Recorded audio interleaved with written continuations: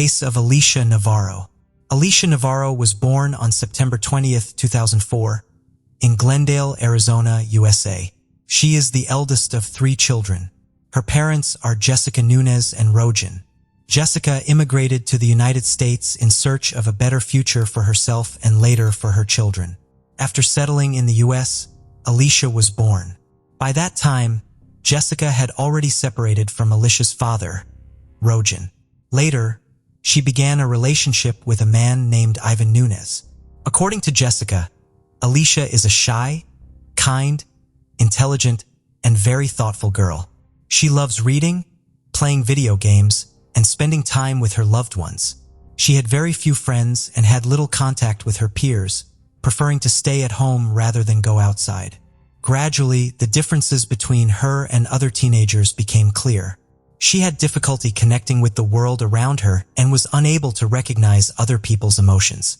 In addition, she often experiences anxiety attacks. Physically, her height and weight are significantly lower than her friends of the same age. Add to that, Alicia has a very special habit. For example, she always wears the same clothes and shoes every day, regardless of whether they are clean or dirty or whether the weather changes.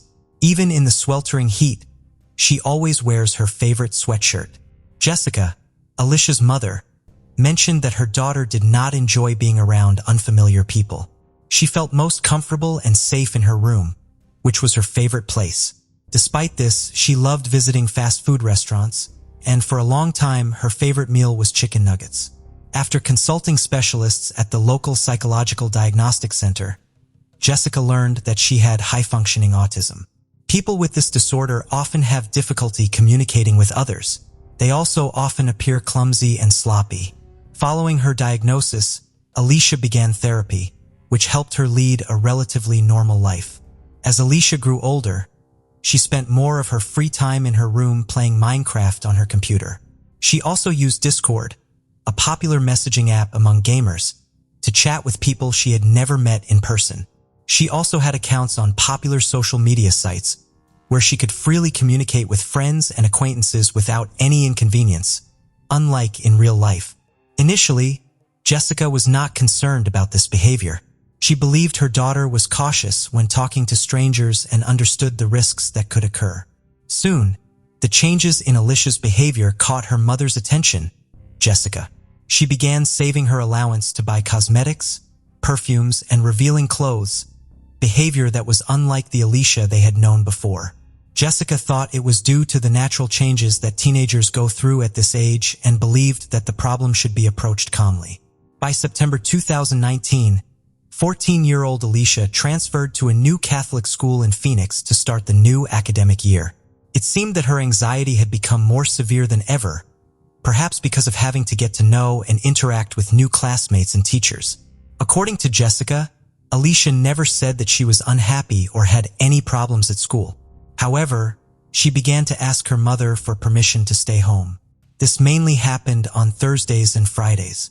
On Saturday, September 14th, 2019, Jessica and her children had gone on a family trip to a local chocolate factory. According to Jessica, she appeared relaxed and even happy throughout the outing. Jessica could never have imagined that she was about to make a decision that would upend their lives. At around 1 a.m. on September 15th, Alicia left her room and ran to her mother, who was still awake waiting for her husband to return from work. She asked her mother what time she should go to bed, then went to the kitchen to get something to eat. Jessica was surprised by her daughter's strange behavior, but she thought it was just normal anxiety, so she didn't pay much attention. A while later, Jessica's husband returned, and they both went to bed, unaware that something bad might be about to happen. Alicia's mother, Jessica, woke up around 7 a.m. and went straight to the kitchen to prepare breakfast for the family. When she entered the kitchen, she noticed that the door leading to the yard was open, which caught her attention. She looked outside but didn't see anyone. She then went to Alicia's room and found her daughter gone. After collecting herself, Jessica checked Alicia's belongings and found a note on the desk. It was left by Alicia, saying that she had run away. She was sorry, and that she didn't know when she would be back or if she would ever be back. Alarmed, Jessica immediately called the police to report her daughter's disappearance. When the police arrived, they inspected Alicia's room. During the investigation, they found that she had taken her laptop and phone but had left all of her chargers at home. She also packed nearly all her cosmetics and one of her favorite comics. Jessica explained that a few weeks earlier, Alicia had pleaded with her to buy that particular comic, as it was a limited edition and highly valuable to fans. Wanting to make her daughter happy, Jessica had decided to grant her request, understanding how much it meant to Alicia. Additionally, they discovered that Alicia did not have her daily medications with her, which made her mother even more worried. Alicia's refusal to take her medication put her mental health at risk. However, signs such as the fact that she did not have chargers, medications, or money with her made people think that she would be returning home soon. The police launched an investigation and analyzed Alicia's social media activity but found no clues about her whereabouts. There were no messages or signs that she had planned to meet any acquaintances. Still, Jessica is convinced that someone on the internet influenced her daughter to leave home. In a later interview, Jessica shared that several months before Alicia's disappearance, she had accompanied her to meet some friends at a shopping center. Jessica noticed that the people Alicia was meeting seemed slightly older than her, and she appeared particularly interested in one of the young men. However, the authorities did not consider this detail significant. Several witnesses reported seeing a teenage girl resembling Alicia at a park about 20 kilometers from her home. According to the story, the girl seemed to be with an adult man. However, this lead did not yield any clear results. At the same time, Alicia's mother, Jessica, posted a video on social media. In the video, she wished Alicia a happy birthday and expressed her deep love for her daughter at the same time. She also called on everyone to help find her daughter. She also took other actions, such as posting posters and organizing a fundraising campaign to increase her chances of finding Alicia.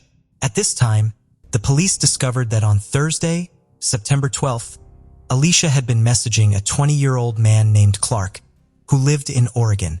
Even though there was an age difference, they became friends. Their conversations revolved around video games. However, Clark said that Alicia had told him about a man she met on social media. She also talked about plans to meet this person. Clark admitted that he knew Alicia was very young, and that was why he had never taken her words seriously, thinking they were just fabrications. But this time, things seemed completely different. Jessica firmly maintained her account of her daughter's kidnapping, while Arizona state authorities concluded that the girl had left home voluntarily. Alicia's disappearance became one of the most perplexing cases for law enforcement, her mother, and the public, who closely followed the investigation. After 11 months, the Arizona police announced that Alicia's case remained unresolved, but was no longer a priority. They assumed she didn't want to go home, though it was unclear what evidence supported this claim. Perhaps they were correct, but Jessica refused to accept this explanation. When she no longer received help from the police, she turned to the national media for support. She was determined not to give up and wanted to find her daughter's whereabouts. Jessica also continues fundraising activities to sustain the search for Alicia.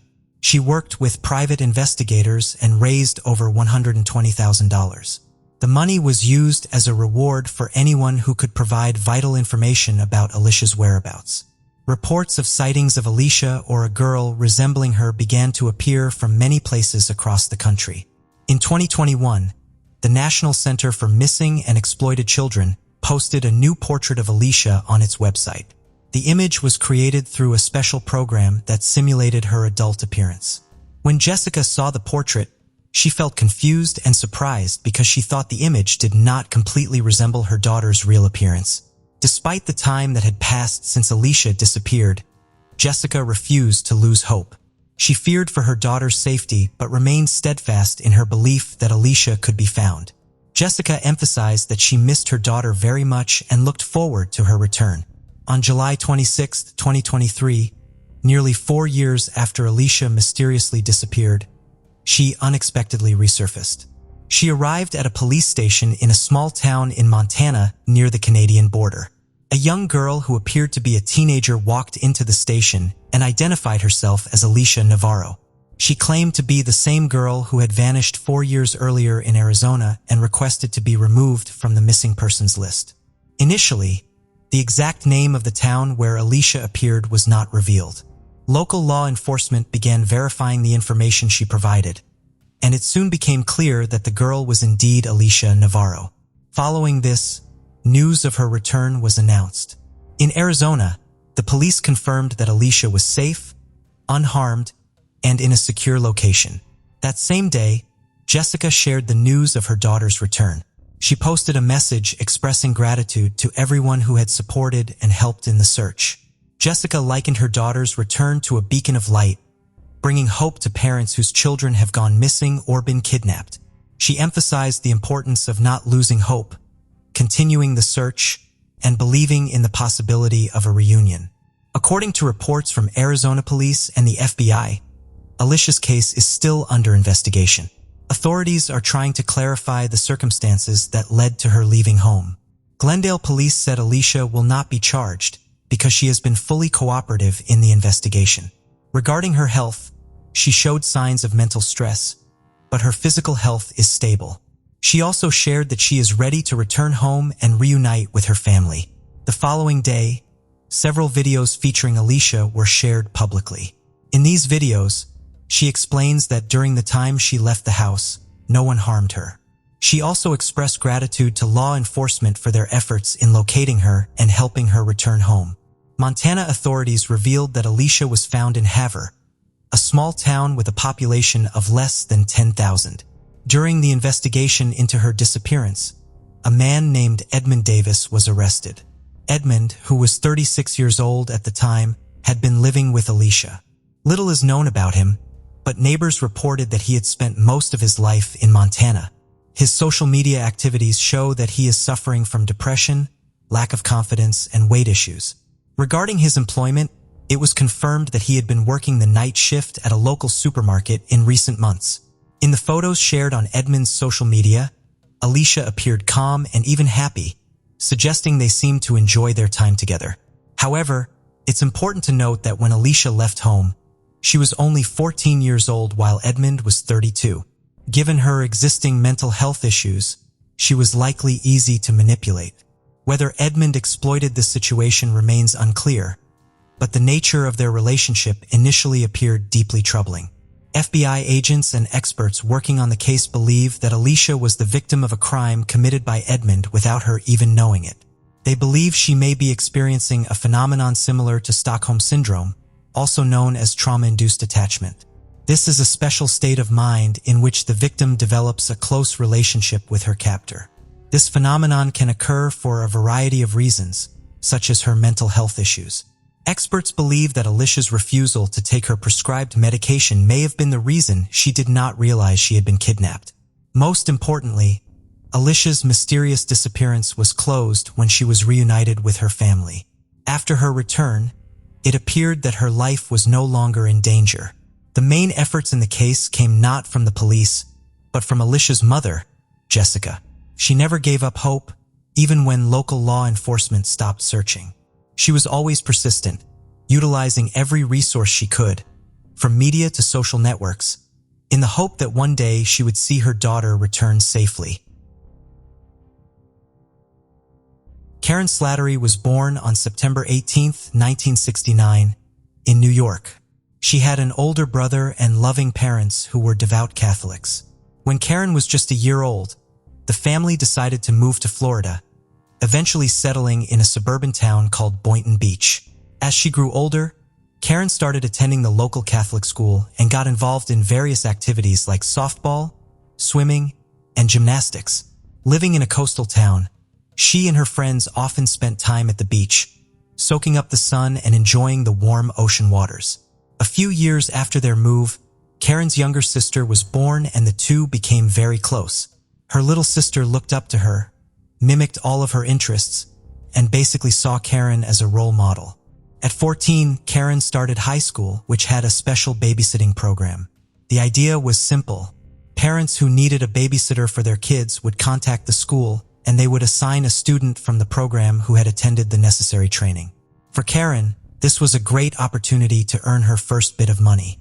She loved kids and had plenty of experience looking after her younger sister, so she signed up right away. Karen quickly gained respect and trust from the local families. They loved her as well as their kids, so she always had plenty of babysitting jobs lined up. At the same time, she excelled in swimming and planned to use her athletic skills to secure a college scholarship after high school. On March 24, 1984, Karen was scheduled to babysit two girls whose parents had hired her many times before. Although Karen initially wanted to spend that weekend with her friends and even considered turning down the job, she decided against it. One of her close friends had recently moved to another state and Karen was eager to visit her during the upcoming break. To afford the trip, she needed to save up for the plane tickets. That evening, Karen's mom drove her to the family's house where she'd be babysitting. The parents welcomed Karen, reminded her to lock all the doors, and left for the night. For the next few hours, Karen and the girls had a great time. They played games, watched cartoons, had dinner, and around 9:30 p.m., Karen tucked them into bed. She then went back to the living room and called her best friend. The two chatted about their plans for the next day. Her friend's dad had gotten them tickets to a baseball game and they were both really excited. After that call, Karen rang up another friend who was also babysitting that night. They exchanged stories about how their evenings were going and Karen mentioned she was heading to the kitchen to grab something to eat. She promised to call back in a few minutes, but that call never came. Since it was already late, her friend just assumed Karen had fallen asleep. Around midnight, the girls' parents arrived home and immediately noticed something odd. The porch light was off, even though they always left it on at night. Inside, the house was completely dark and even the TV was turned off. As they approached the front door, they realized it wasn't locked. Assuming Karen might have forgotten to lock it, they entered the house and started calling her name, but there was no response. They began turning on the lights, and when they reached the kitchen, they were met with a horrifying sight. A massive pool of blood covered the kitchen floor. The phone, which hung on the wall nearby, was dangling from its cord, and a long trail of blood led from the kitchen down the hallway toward the bedrooms where the children were sleeping. Both bedroom doors were closed, but they noticed light coming from under one of them. Fearing someone might still be inside, the father told his wife to run to the neighbors and call the police. He stayed behind, torn between wanting to check on his daughters and dreading the possibility that they might already be dead, so he couldn't bring himself to open the door. A few minutes later, a patrol officer arrived on the scene. He instructed the father to wait outside and began searching the house. Opening the door to the girls' bedroom, he found them both lying in bed, both sound asleep and unharmed. The officer carefully picked them up and carried the girls outside to their parents, who were overwhelmed with relief that their children were safe. But their relief quickly turned to dread as they remembered about Karen and informed the officer that there was another girl inside the house. The officers went back and followed the trail of blood, which led to the master bedroom door. When he opened it, he discovered a body on the floor. He checked for a pulse, but there was none. While he was in the room, more police officers and an ambulance arrived at the scene. Investigators quickly identified the victim as Karen Slattery.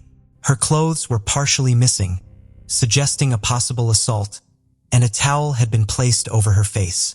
Her body showed multiple injuries consistent with stab wounds. After Karen's body was taken away for further examination, detectives began searching the house for clues. They noticed that a window in the living room was open and the screen had been cut. They also found boot prints and trampled vegetation outside several windows, indicating that the perpetrator might have been watching Karen from outside before cutting the screen and breaking into the house. The investigators found a few more unusual clues. In addition to the boot prints, there were also barefoot tracks on the ground, as well as inside the house. This suggested that the perpetrator had removed their boots before entering. During their conversation with the homeowners, police learned that Karen always locked the front door when she was babysitting. Given that the door was unlocked when they returned, the detectives realized the killer might have exited through it after the attack. As for the open window, the homeowners explained that they had left it open before leaving because the weather was cool and fresh that day. Realizing that their action might have allowed the killer into the house, they were both shocked and began blaming themselves for Karen's death.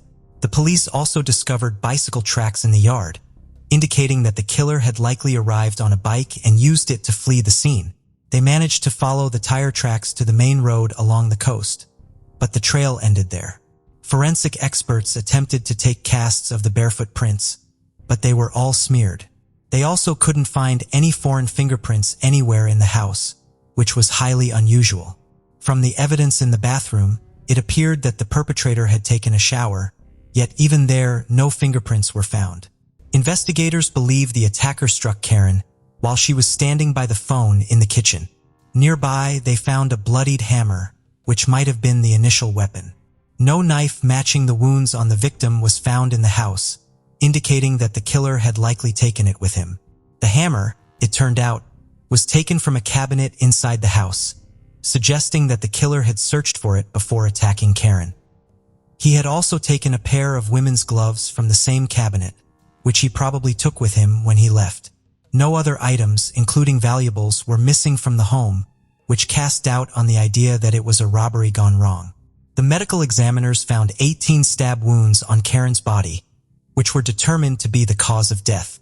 They also confirmed that she had been assaulted and found biological material on her body, but DNA analysis was still in its infancy at the time and wasn't widely used. Interestingly, a piece of chewing gum was found stuck to her shorts. Karen had recently had her braces removed and was excited to finally be able to chew gum again. But the experts were puzzled about how it ended up on her shorts, speculating that the killer might have placed it there. With no other substantial leads, the police turned to the public for help, asking for any information about suspicious men who might be riding bicycles and behaving oddly around town. Investigators also began looking into individuals with prior records for breaking and entering, hoping to find a connection to the crime. The news of Karen's murder sent shockwaves through the entire town. Parents became fearful, convinced that a dangerous criminal was on the loose, and stopped letting their children go anywhere alone. The school's babysitting program also underwent a major overhaul. What used to be a common practice of having students babysit in the children's homes was now deemed too risky. From then on, the girls were instructed to be vigilant at all times, double-check all windows and doors, and if possible, work in pairs. It was even suggested that parents drop off their children at the babysitter's house instead and pick them up afterwards. The local police department dedicated nearly all of its resources to the case, as the community demanded to catch the killer as quickly as possible. They tried to speak with the girls Karen had been babysitting, hoping they might have seen something. One of the girls mentioned being woken up by a man with blood on his face, but she couldn't remember any details. As for the parents, a theory quickly emerged that they might somehow be involved in the murder. The suspicion was largely driven by the fact that they had the opportunity to commit the crime, even though no clear motive was apparent. The suspicions only grew when the family moved to another state just 2 days after the incident. Soon, the police had another suspect. One of the officers was investigating a completely unrelated case involving the burglary of a mobile home. When the detective tracked down the culprit, he discovered that the suspect had been getting around on a bicycle. But that wasn't all. Traces that looked like blood were found on one of the bike's handlebars, and a piece of gum was lodged in the spokes. The gum was the same color as the one found on Karen's shorts. The investigator sent the bike to the lab and began considering the possibility that Karen's murder might have been the result of a botched burglary. However, the lab results showed that the gum was a different flavor, and what they thought was blood on the handlebar turned out to be just paint. As the police continued their search for the killer, Karen's friends and family organized a fund to offer a reward for information leading to an arrest, starting with $10,000. The amount quickly grew to $30,000 and eventually to $50,000. The community was eager to bring the perpetrator to justice, not only to find closure for Karen's family, but also for their own safety. This significant amount of money led to thousands of calls flooding into the police department, and officers tried to follow up on every lead. A large number of people urged them to investigate the parents of the girls Karen had been babysitting, believing they might be involved in the murder. Eventually, the detectives had to make a public statement, clarifying that the parents were not considered suspects and that their alibi had been thoroughly verified. Not long after, a woman living just a few streets away from the crime scene contacted the police with a rather strange story. She said that she had returned home to find drops of blood on the floor and a note addressed to her nephew. Investigators reached out to the nephew, who confirmed the woman's account. According to him, the note was from his 22-year-old friend, who had a criminal record and had left the state the day after Karen's murder. Detectives tracked down the man in Ohio, where he admitted that he had indeed written the note and slipped it through the mail slot at the woman's house. But he claimed he didn't see any blood and insisted that he had nothing to do with the murder. He agreed to provide a DNA sample and undergo a polygraph test. During that test, the operator flagged several of his answers as deceptive, but the man continued to deny any involvement in the crime. In the end, with insufficient evidence to make an arrest, the police had no choice but to continue their investigation. Around this time, the county police department received a new, expensive device that could detect fingerprints with 10 times the efficiency of older technology.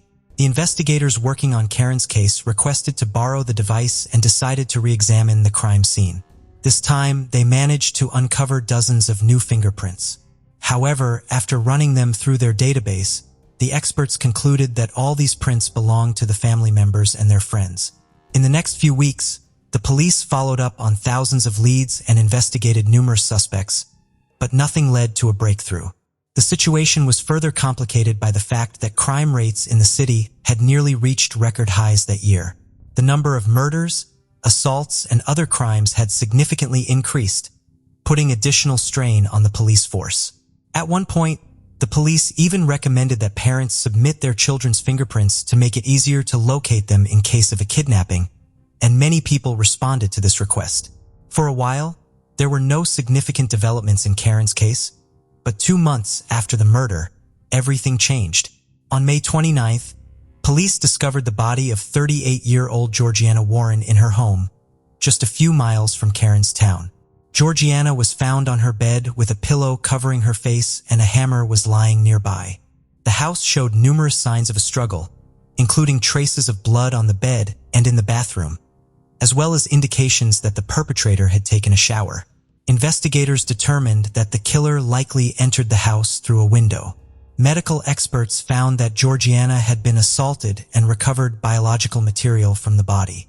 The detectives couldn't help but notice the striking similarities between this murder and Karen's. It was almost a replica. Georgiana's 2 daughters were in the house that night, but the attacker left them unharmed and they heard nothing. Everyone suspected that the same person was responsible for both crimes, but once again, no fingerprints were found at the scene. At the end, experts decided to examine a book found next to the bed, checking all of its pages for fingerprints.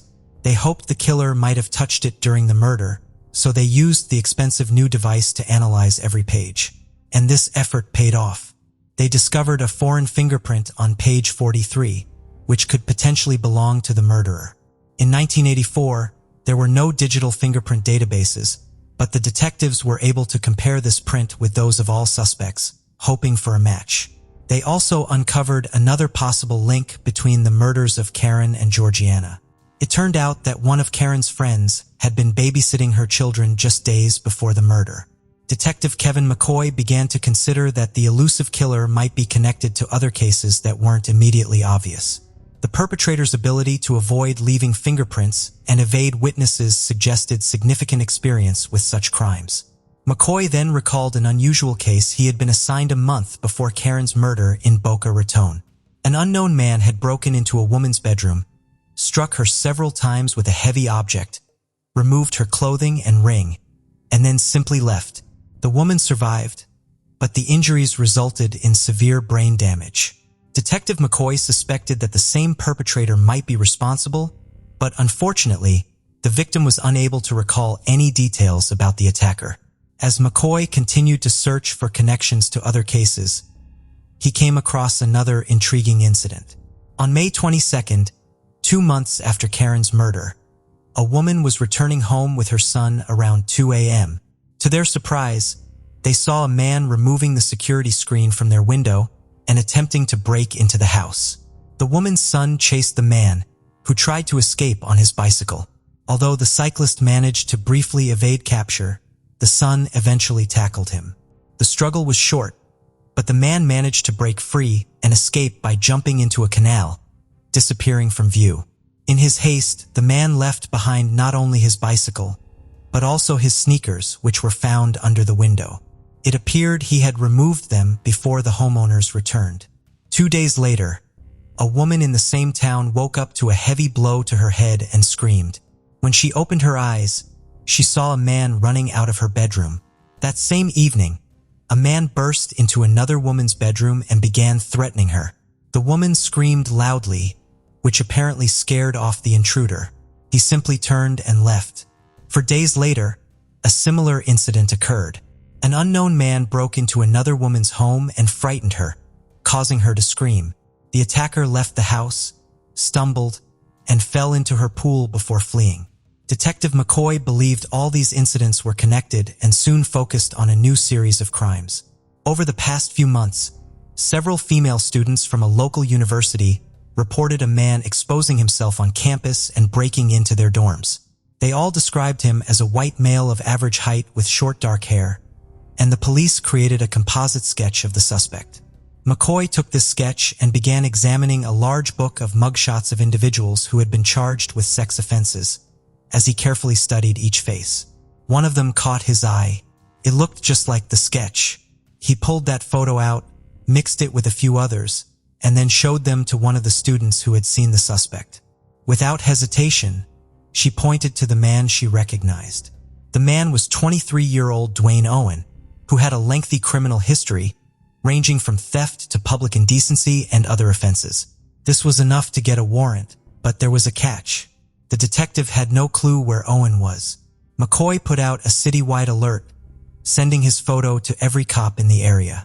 A few days later, an officer was patrolling the streets when she noticed a man who looked strikingly similar to Owen. She asked for his identification, and he presented a military ID under the name Dan Brown. The officer suspected that the ID might be fake, because the man looked so much like Owen's mugshot. So, she decided to arrest him and take him in for questioning. After running his fingerprints against those on file, it was clear this was Dwayne Owen. This allowed authorities to charge him with using a false ID, which led to his imprisonment while they focused on linking him to the murders and assaults.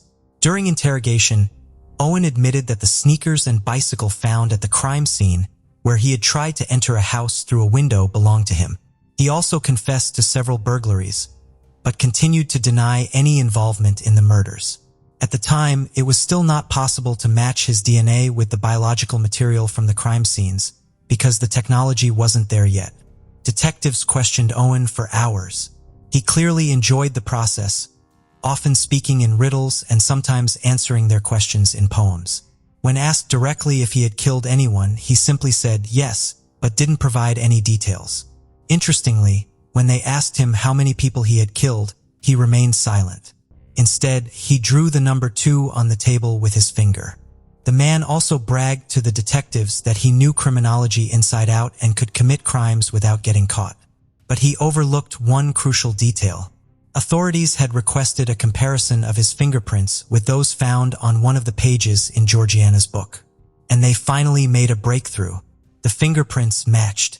When detectives returned to the interrogation room and informed Owen that his fingerprints had been found at one of the crime scenes, Owen responded with a smile, saying, "I must have touched that stupid book lying on the bed."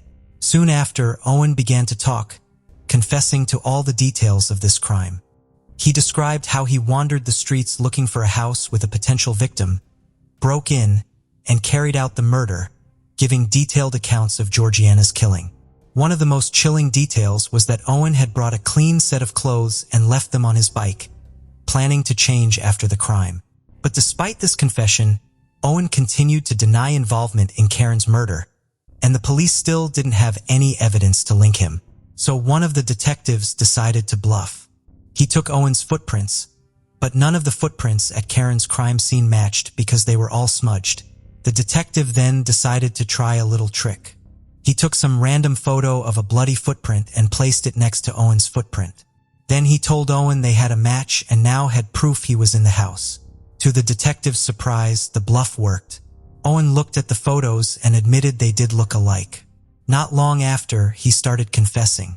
According to Owen, he had been riding his bicycle around the area when, Around 8 p.m., he saw Karen through a window and decided to kill her. First, he went to a bar, had a drink, stayed for a while, and returned to the house after dark. There, he watched the victim through the window for some time, before removing his socks and putting them on his hands to avoid leaving fingerprints on the window frame. Once inside, he hid in a closet, where he found a pair of women's gloves and a hammer. After a while, he saw Karen go to the kitchen and pick up the phone. Owen panicked, thinking she might have spotted him and was calling the police. He jumped out of his hiding place, attacked her, and dragged her into the master bedroom to assault her. Owen then took a shower, gathered his bloody clothes, and went outside to hide them in nearby bushes. He mocked the detectives, saying they had done a poor job because they hadn't checked all the bushes in the area. As for the knife, he rode his bicycle to the ocean and threw it into the water. After disposing of the evidence, he went home, where he lived with his brother and another roommate. He set the kitchen wall clock back by 2 hours and made a lot of noise until both roommates woke up.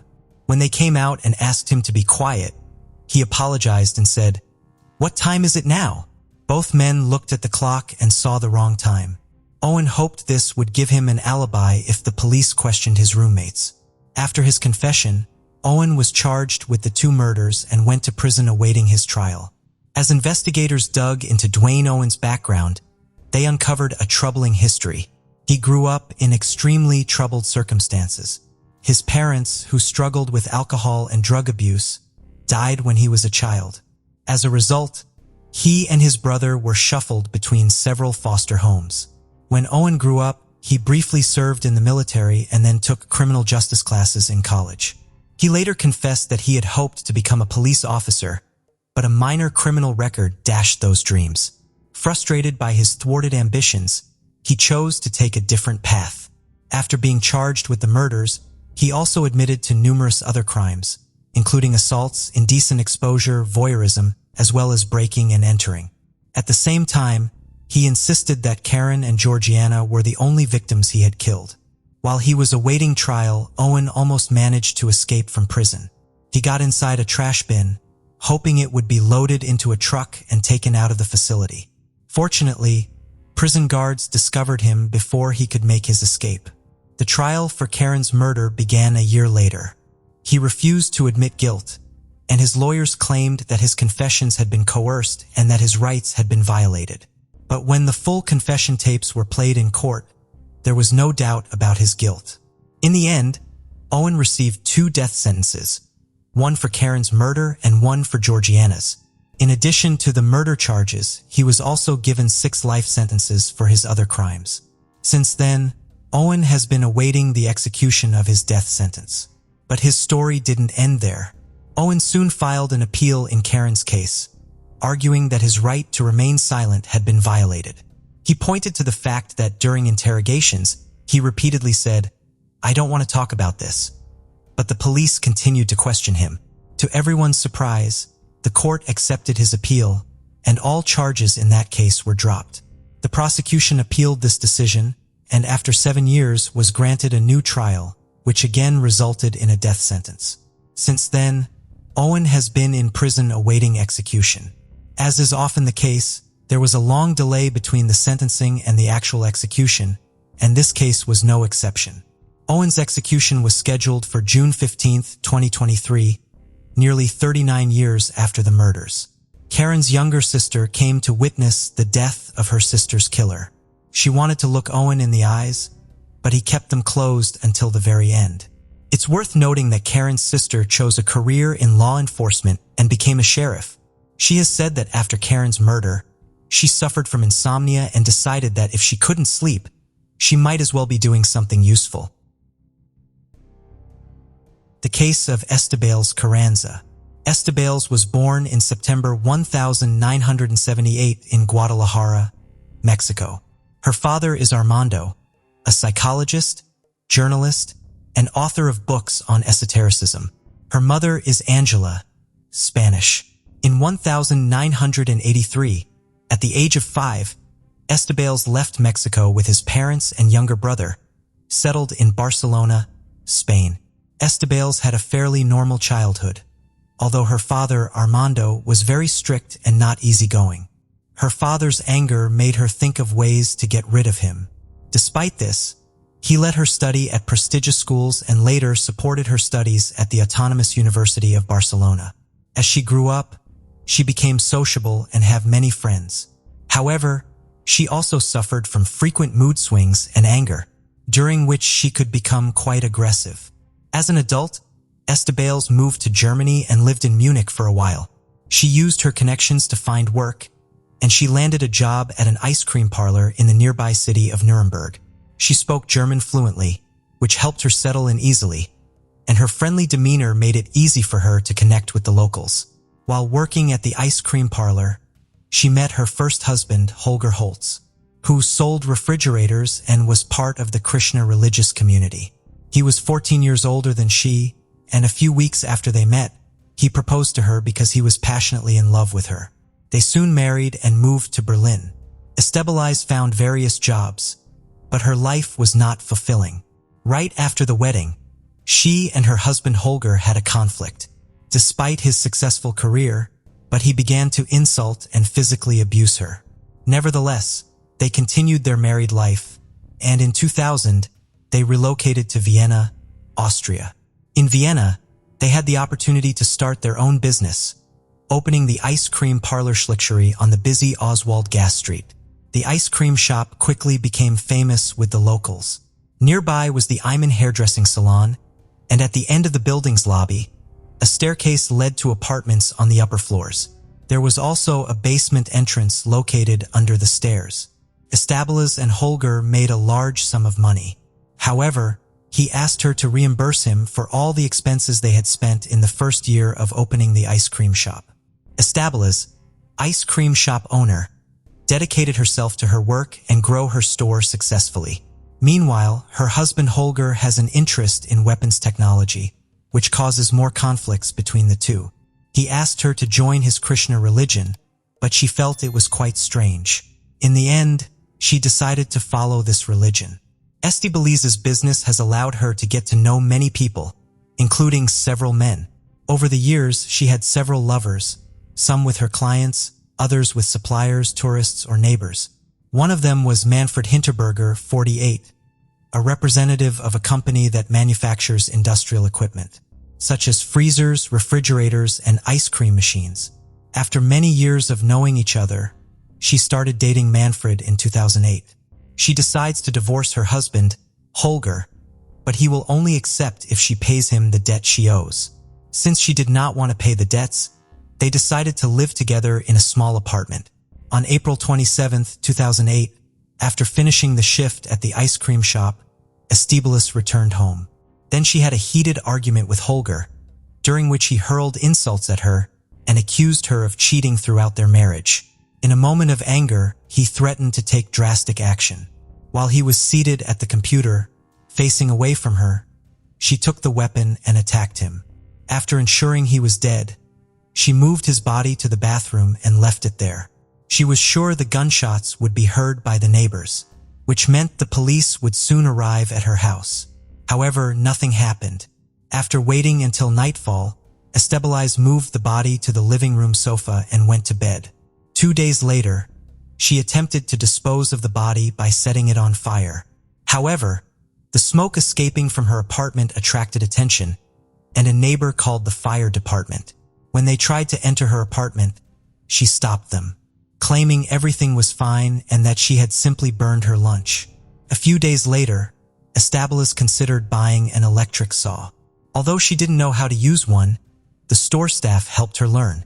Upon returning home, she began dismembering the body, placing all the parts, including the head, into a bag and storing them in the freezer. Later, she transferred the remains into empty ice cream containers and covered them with cement. Next, she moved these containers to her ice cream shop and stored them in the basement freezer, where they were eventually discovered.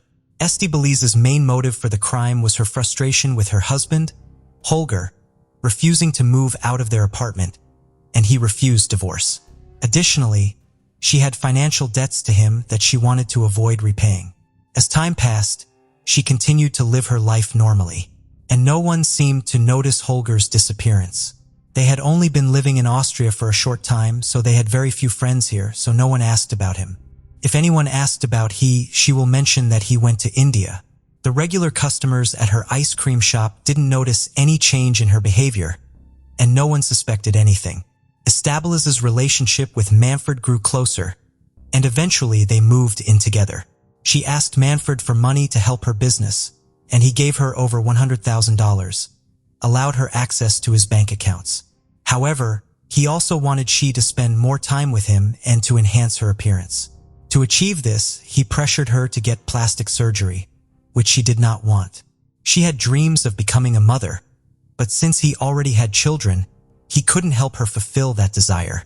Their relationship took a turn for the worse when Estibaliz discovered that Manfred had been having affairs with several other women. Feeling betrayed, she plotted her revenge. In preparation, she took shooting courses to improve the necessary skills. After completing the lessons, she felt ready to take action. To avoid leaving any evidence, she covered the floors and walls of their apartment with cling film. On the night of November 21, 2010, Estibaliz and Manfred returned from a joint trip and had sex. Afterward, she confronted he about his infidelity, but he denied it and fell asleep. In a moment of anger, she grabbed a gun and attacked him on the neck while he was sleeping. She left his body on the bed for the entire day before moving it to the bathroom.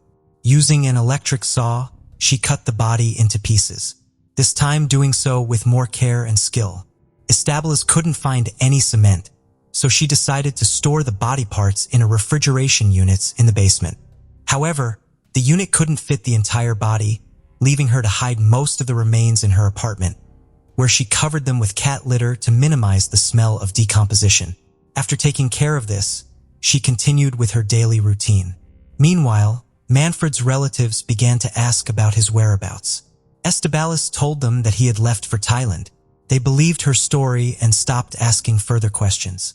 Shortly after Estibaliz met Ronald, an Austrian man, he became her lover and the father of her unborn child. It seemed like her life was getting better. After all, she had managed to evade the consequences of her previous actions. Who would suspect that this charming and friendly woman, known by everyone as kind-hearted, was capable of such deeds? One day, workers repairing the building next to the Estibaliz ice cream shop entered its basement to access the sewer and discovered a damaged pipe. The building's common drainage system is located in the storage rooms, which are separate small basements used for storage. As they entered the basement, they smelled rottenness mixed with cat litter deodorant, which piqued their curiosity. They traced the odor to two large freezers that appeared to have been abandoned for a long time. When they opened the freezers, they were shocked to find containers filled with cement. Inside one freezer, they saw a hand and a leg. In the other, a head. They also discovered two rifles with optical sights, a woman's handbag containing a pistol, a beret, and a notebook with notes in Spanish. Terrified, they quickly left the basement. They informed the hairdresser next door about the discovery, urging her to call the police. When the police arrived, they searched the basement and found the remains of two dismembered bodies. One was in several pieces, while the other was just a severed head, all encased in cement-filled containers. The remains were sent to the forensic medical examination in Vienna. During the initial investigation, authorities were unable to determine who owned the basement. This was because the basement had not been used for a long time and no other suspicious items were discovered. Investigators began to analyze the evidence they had collected. The next day, after the police arrived at the crime scene, Estibaliz came to work. A neighbor informed her about the discovery in the building's basement and mentioned that the police had started an investigation. This news made her extremely worried, forcing her to quickly return home. She locked the ice cream shop and put up a temporarily closed sign. As she left, her face betrayed her nervousness, looking very different from her usual demeanor. Naturally, her worried expression caught the attention of nearby residents, who began to mock her as she crossed the street towards the bus stop.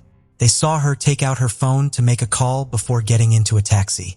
Then she went to the bank, withdrew all her money, and then purchased a plane ticket to Paris. However, she was never able to use this ticket. Austrian police were waiting for her at the airport. They were aware of the ticket she had purchased, but realized she had not checked in for her flight. Police issued a warrant for her arrest on Wednesday, June 8, 2011, after a search warrant was issued. Investigators believe the containers found in the basement belonged to her ice cream shop, but locating her became difficult since she had stopped using her mobile phone. Meanwhile, she remained in Vienna, took another taxi, and asked the driver to take her to northern Italy. She then traveled to the mountains and reached Basu, from where she continued on for another 6 kilometers to Talamadzu, where she decided to stay in a hotel for a few days. Before arriving, she asked the taxi driver to book a room for her because she couldn't do it herself.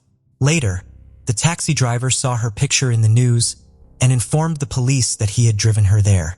Unfortunately, by that time, it was already too late. In this city, Estibaliz stayed for one night before taking a train to Udine, which is 50 kilometers from Almaty. There, she met Ivan, a street artist who noticed her crying at a cafe and offered his help. When he approached her to ask if she needed help, she told him about her problems, especially her husband's cruelty that forced her to leave home. Ivan invited her to stay in his apartment for a few days. She agreed, and he offered her the couch while he slept in his bed. During her stay, Estibaliz helped Ivan with cleaning, shopping, and cooking, and everything seemed fine until he discovered her identity through a newspaper article. This revelation shocked and frightened he. He asked her to leave immediately, admitting that he knew she was evading the law. She denied his accusations. He then went to the nearest police station to inform them that Estibaliz, a woman wanted by the authorities, was in his home. Ivan was surprised to find Estibaliz waiting for the police at his house. She did not resist arrest. She was taken into custody as the primary suspect in several murders. She was arrested on June 10, 2011 at 7:30 a.m. in Udine, Italy. After her arrest, Estibaliz was taken to the police station for questioning, where she confessed to 2 murders, one in 2008 and another in 2010. She used the same methods for both crimes, but claimed that the second murder was executed more skillfully. Meanwhile, Austrian authorities quickly requested her extradition while in Italy. Forensic experts identified the second victim as Manfred Hinterberger. During her interrogation, she attempted to justify her actions, saying that both men, Holger and Manfred, had subjected her to violence and cruelty. She felt very angry about the way they treated her. She described the murders as a response to the physical and psychological abuse she had suffered. Estibaliz admitted that she had attacked Holger and Manfred on the head, then used an electric saw. She told investigators that she killed the first man, Holger, to improve her skills. She took shooting lessons and take a course on how to work with cement to prepare for the second murder, Manfred.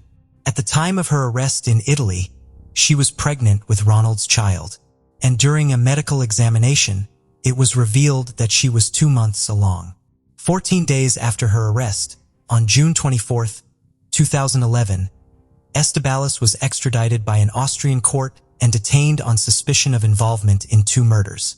Her lawyer argued that although police testimony is considered legal evidence under Italian law, Austrian law is very different. He asked that it not be admitted as evidence in her case. He said he planned to sue several Austrian tabloids for making the accusations against her. Estibaliz was arrested and held in a prison in Vienna until January 11, 2012, when she was taken to the hospital to give birth. After her son was born, he was immediately given to his father. From the start of the trial, Estibaliz admitted her guilt, while the prosecution and psychiatrists portrayed her as a ruthless, manipulative, and selfish individual. Despite being educated and fluent in 3 languages, she committed extreme acts for her own benefit. The defense argued that Estibaliz was a victim of her own emotions. They claimed she was under the influence of illegal drugs and prescribed medications, stating she took 5 different drugs 3 times a day, including antidepressants and treatments for schizophrenia. However, evidence showed that her actions were intentional. She testified that Manfred pressured her to undergo numerous cosmetic surgeries, including nose jobs and Botox, and forced her to exercise constantly to maintain her figure, despite her long 12-hour shifts at the ice cream parlor. Estibaliz alleged that people mocked her, which became unbearable for her and ultimately led to her decision to kill Manfred. The psychiatrist explained that she simply didn't know how to reject men who made her unhappy. She resorted to an extreme solution. She believed the easiest way to deal with men who were no longer needed was to kill them. Whenever men brought her trouble or ridiculed her, she concluded that killing them was the best option. On November 22, 2012, Estibaliz Carranza was found guilty of murdering Holger Holtz in 2008 and Manfred Hinterberger in 2010. She was sentenced to life imprisonment in a facility for the criminally insane. Along with her attorneys, she appealed the decision, but the sentence was upheld by the Higher Regional Court of Vienna on March 20, 2013. In November 2017, it was announced that Estibaliz would be transferred from a women's prison in Lower Austria to a prison in the market town of Upper Austria. She was diagnosed with a serious personality disorder. She exhibited abnormal behavior and had a mindset akin to a princess seeking rescue from a prince, longing for a fictional world where she was the center of attention. At the time of her crime, Estibaliz was mentally stable, as she was not under the influence of drugs and was fully aware of her actions. Psychiatrists expressed concern that she might commit serious crimes again after her release. During a psychiatric evaluation, she stated, "Some part of her brain is red, and when it activates, she can't control myself." Michelle Bright was born on June 2, 1981 in a small Australian town called Goolgong. With a population of around 2,500 people, this quiet, close-knit community was far removed from big cities. Everyone knew each other, and because of its remote location, outsiders rarely passed through. Michelle lived there with her parents and two older brothers. She attended the local school where she had many friends, played basketball, and dreamed of becoming a veterinarian. Her love for animals was so strong that she even had her own horse. On top of that, wanted to have a big family of her own one day with 6 kids. By 1999, when she was 17, Michelle was focused on her studies. She aimed for top grades, hoping that it would make it easier for her to get into vet school. On February 26th, Michelle was planning to attend her friend's birthday party. The plan was to gather at her friend's house, and afterwards, intended to spend the night at another friend's place since her home was quite a distance away. That evening, Michelle's mom drove her to the party because Michelle didn't have a car of her own. Before getting out of the car, Michelle said she'd see her mom the next morning, and they said their goodbyes. The next day, when Michelle's mom woke up, she noticed that her daughter still wasn't home. At first, she assumed Michelle was sleeping in late at her friend's place, but as the hours passed, her worry began to grow. Michelle didn't have a cell phone, so around noon, her mom started calling her friends to check on her. Eventually, she learned that Michelle had left the party around 12:30 a.m. with a couple who offered to drop her off in the town center. From there, Michelle only had a short walk to her other friend's house. But to her mom's surprise, she found out that Michelle never made it there. The realization deepened her concern. Hoping that maybe Michelle had decided to stay with someone else, she continued calling her friends, but all of them said they hadn't seen Michelle that night. By the time Michelle's mom had contacted all of her daughter's friends, several hours had passed, and she still hadn't found any trace of her. With no other options left, she decided to go to the police, but she quickly ran into a problem. The local officers assumed Michelle was either out with friends or had run away from home, so they refused to start a search, despite her best efforts to convince them that Michelle would never just run away from home like that. The officers wouldn't budge. Left with no choice, Michelle's mom, along with other family members, started searching on their own. They spoke with townspeople and walked the streets, but there were no signs of Michelle anywhere. This went on for several days, until March 2nd. That evening, a man was out walking his dog along a road leading out of town. As he passed by an old railway near a field, something odd caught his eye in the tall grass. When he got closer, he realized it was a human body and called the police. The officers immediately recognized the victim as Michelle Bright. Her clothing was partially missing and her bra had been torn off. Michelle's bag was found near her body, but there were no other clues at the scene. What stood out was how close the body was to Michelle's home, only about half a mile away. But because of the tall grass, it was nearly impossible to spot from a distance. The medical examiner found several bruises on Michelle's body and determined that she had been strangled. They also concluded that she had been assaulted, but no biological evidence from the attacker was discovered. In her hand, they found a few strands of hair, but unfortunately, they couldn't extract a DNA sample from them either. Now that the police were dealing with a murder, they finally began their investigation. Their first step was to interview everyone who had attended the party. According to experts, the time of death was likely the same night she disappeared, meaning someone at the party might have been involved or at least knew something. Everyone claimed that the party was peaceful and without any conflicts. No one saw Michelle arguing or fighting with anyone. She was in good spirits and left with a couple who had offered her a ride. The police spoke with this couple and they confirmed that they dropped Michelle off on the main street in town where she planned to walk to her friend's house. After that, they drove off and didn't see which direction she went. Her friend told investigators that Michelle never made it to her place that night. The investigators suspected that either she was attacked before she could reach her friend's house or for some reason, Michelle changed her mind and decided to head home instead. The investigators doubted that the victim could have been attacked in the middle of the street.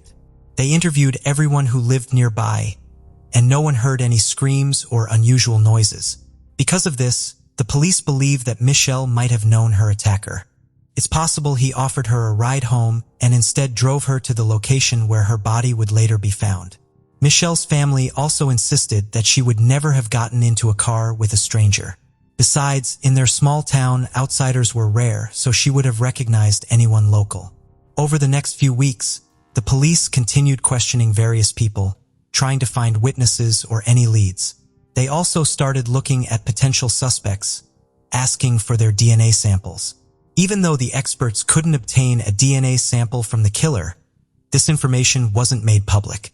The investigators hoped that as DNA analysis technology advanced, they might be able to extract a genetic profile of the perpetrator from the victim's belongings or another evidence. One of the first suspects was Michelle's ex-boyfriend. The police found out that she had broken up with him shortly before her death, and according to their friends, he wasn't happy about it. But there was no evidence against him, and investigators couldn't determine whether he had the opportunity to be on the street where Michelle was walking the night she was killed. Another local resident raised suspicion, because he seemed overly distraught about Michelle's death, even though they barely knew each other. But like with her ex-boyfriend, there was no way to connect this man to the murderer. Interestingly, a few days after the body was found, one of Michelle's relatives visited the site. He noticed one of her earrings on the ground, which was strange because the police had already searched the entire area. Either they missed the shiny piece of jewelry or the killer had taken it with them initially, and later decided to return it to the scene to dispose of the evidence. Over the next few months, investigators compiled a list of 14 suspects, but they struggled to connect any of them to the crime. Without a DNA sample from the killer or other significant evidence, finding the culprit seemed like an almost impossible task. All the suspects voluntarily provided their DNA samples except for one. A 23-year-old man named Mark refused to give a sample, which made the investigators take a closer look at him. Shortly after Michelle's death, it came to light that Mark had been stalking a local woman for 8 months, even breaking into her home. Later, he was accused of harassing another woman in a nearby town. He followed her down the street, then caught up to her and started touching her. Although there wasn't enough evidence to charge him in that case, it gave the investigators in Michelle's case even more reason to be suspicious. They also discovered that Mark had been in the same class as Michelle's older brother, which meant he could have known her family well. Mark claimed that he was indeed in the town center that evening, but got home around 1:15 a.m., meaning he wouldn't have had enough time to kidnap Michelle, drive her to that field, and kill her. However, when investigators spoke with his wife, they found out something interesting. She said she wasn't sure about the time and suggested that he might have come home much later. This prompted the police to install a wiretap in Mark's house, which led to another alarming discovery. It turned out that his wife also had doubts about his honesty and had repeatedly questioned him about whether he was involved in the murder. Eventually, she convinced Mark to provide a DNA sample, But just a day before his meeting with the police, he crashed his car into a tree. Investigators suspected it might have been intentional, but a few days later, Mark did hand over his DNA sample after all. Despite his suspicious behavior, the investigators still lacked the killer's DNA, and without it or any other solid evidence, they couldn't arrest Mark. Since then, the case saw almost no progress. The police continued to investigate various suspects, but nothing led to any breakthroughs. About a year after the murder, Michelle's family decided to move to another city. They were convinced that the killer was someone local, and it became too difficult for them to stay among people they suspected. In 2000, a substantial reward of $100,000 was offered for any information leading to the capture of the culprit. This brought in several new leads, but all of them ended up going nowhere. In 2002, investigators traveled to the UK to analyze the victim's belongings and other evidence for any foreign DNA, but this too yielded no results. The case was reopened several times over the years. In 2009, the reward was increased to $500,000, setting a record for the state. This huge amount of money generated a flood of new tips and calls, but none of them brought investigators any closer to catching the killer. In 2019, 20 years after the murder, the case was reopened once again. The police still didn't have the killer's DNA, as even with modern tools, they couldn't find any foreign DNA on the victim's belongings. Given this, detectives turned their attention back to the list of suspects, which at that point had 5 names. After thoroughly re-examining each of these men, they narrowed the list down to just 2 suspects and focused their efforts on them. One of them was a 56-year-old man named Craig. He became a suspect for several reasons. At the time of Michelle's murder, he lived just 2 houses away from her. What's more, Craig moved to Sydney just 2 weeks after the crime. Craig also had a significant criminal record. He had been arrested multiple times for harassment, indecent exposure, and other similar offenses. On top of that, he was involved in various illegal activities like thefts. Moreover, Craig had been a suspect in another assault case involving a woman from Galgong just a year before Michelle's death. In that incident, the woman had returned home after a party and was sitting on her porch, waiting for her boyfriend to arrive. At some point, a man, later identified as Craig, approached her, struck her, and attempted to assault her. Fortunately, her boyfriend arrived just in time, scaring off the attacker. Although the woman initially reported the assault to the police, she ultimately decided not to press charges. The problem was that the chances of securing a conviction against Craig were low, as her testimony alone wouldn't have been enough. As a result, no charges were filed and Craig remained free. For the investigators working on Michelle's case, Craig was their prime suspect, but they needed a confession from him. So the detectives decided to take a bold and risky step. They planned a large-scale undercover operation. Given Craig's criminal history, the investigators decided to set up a sting operation. They created a fake criminal group and approached Craig, presenting themselves as an organization with serious connections, including ties to the police. They also claimed that they were looking to make a lot of money and needed one more member. Craig was intrigued by the offer and joined the gang. Over the next few months, the undercover operatives focused on gaining his trust. They kept telling him that their group was like family, and if he couldn't be fully trusted, he wouldn't be involved in the major operations. During this period, the group committed a series of crimes, but the police didn't reveal any specific details. It's possible that these crimes were staged or involved minor thefts, with the detectives willing to go to such lengths to solve the murder case. This continued for almost a year, and the investigators decided it was time to move to the next phase. The gang members told Craig that the police were interested in him because of some old murder, which threatened their entire operation. They didn't provide any details, but implied that investigators were getting closer. During one of these conversations, said, "I hope they won't question me about the murder of Michelle Bright." He then added that she was like a sister to him and that he had known her since she was a baby. Sometime later, another undercover officer posing as a corrupt detective working for the gang met with Craig. He told him that investigators from a small town were actively digging into him regarding the old murder and that they were closing in. Eventually, the detectives moved to the third step. They held a press conference announcing a record-breaking reward of $1 million for information about Michelle's murder. This was done to ensure the case made headlines across Australia and to increase Craig's anxiety. Interestingly, on the same day, Craig left a comment on the police department's social media post saying, "It's so sad that they haven't caught our killer. Michelle was like a sister to me. I feel sorry for the family." The next day was set up to meet with the gang leader, whom he had never seen in person. The role of the gang leader was played by one of the investigators. The fake boss told Craig that the police were interested in him for 2 separate cases, putting the entire gang at risk. He asked Craig to be completely honest and confess if he was involved. In return, he promised to help Craig resolve the situation.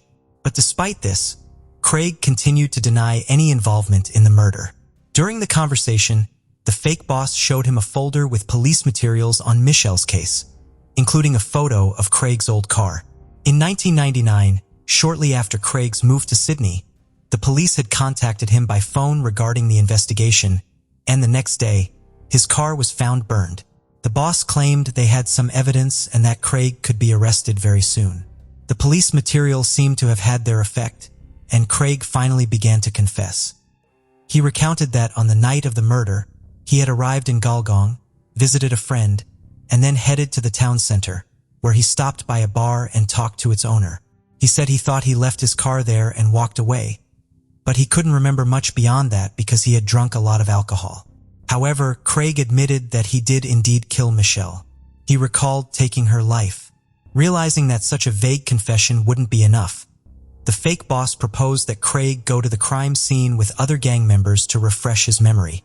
After that, his accomplices would take him to the airport and help him leave the country.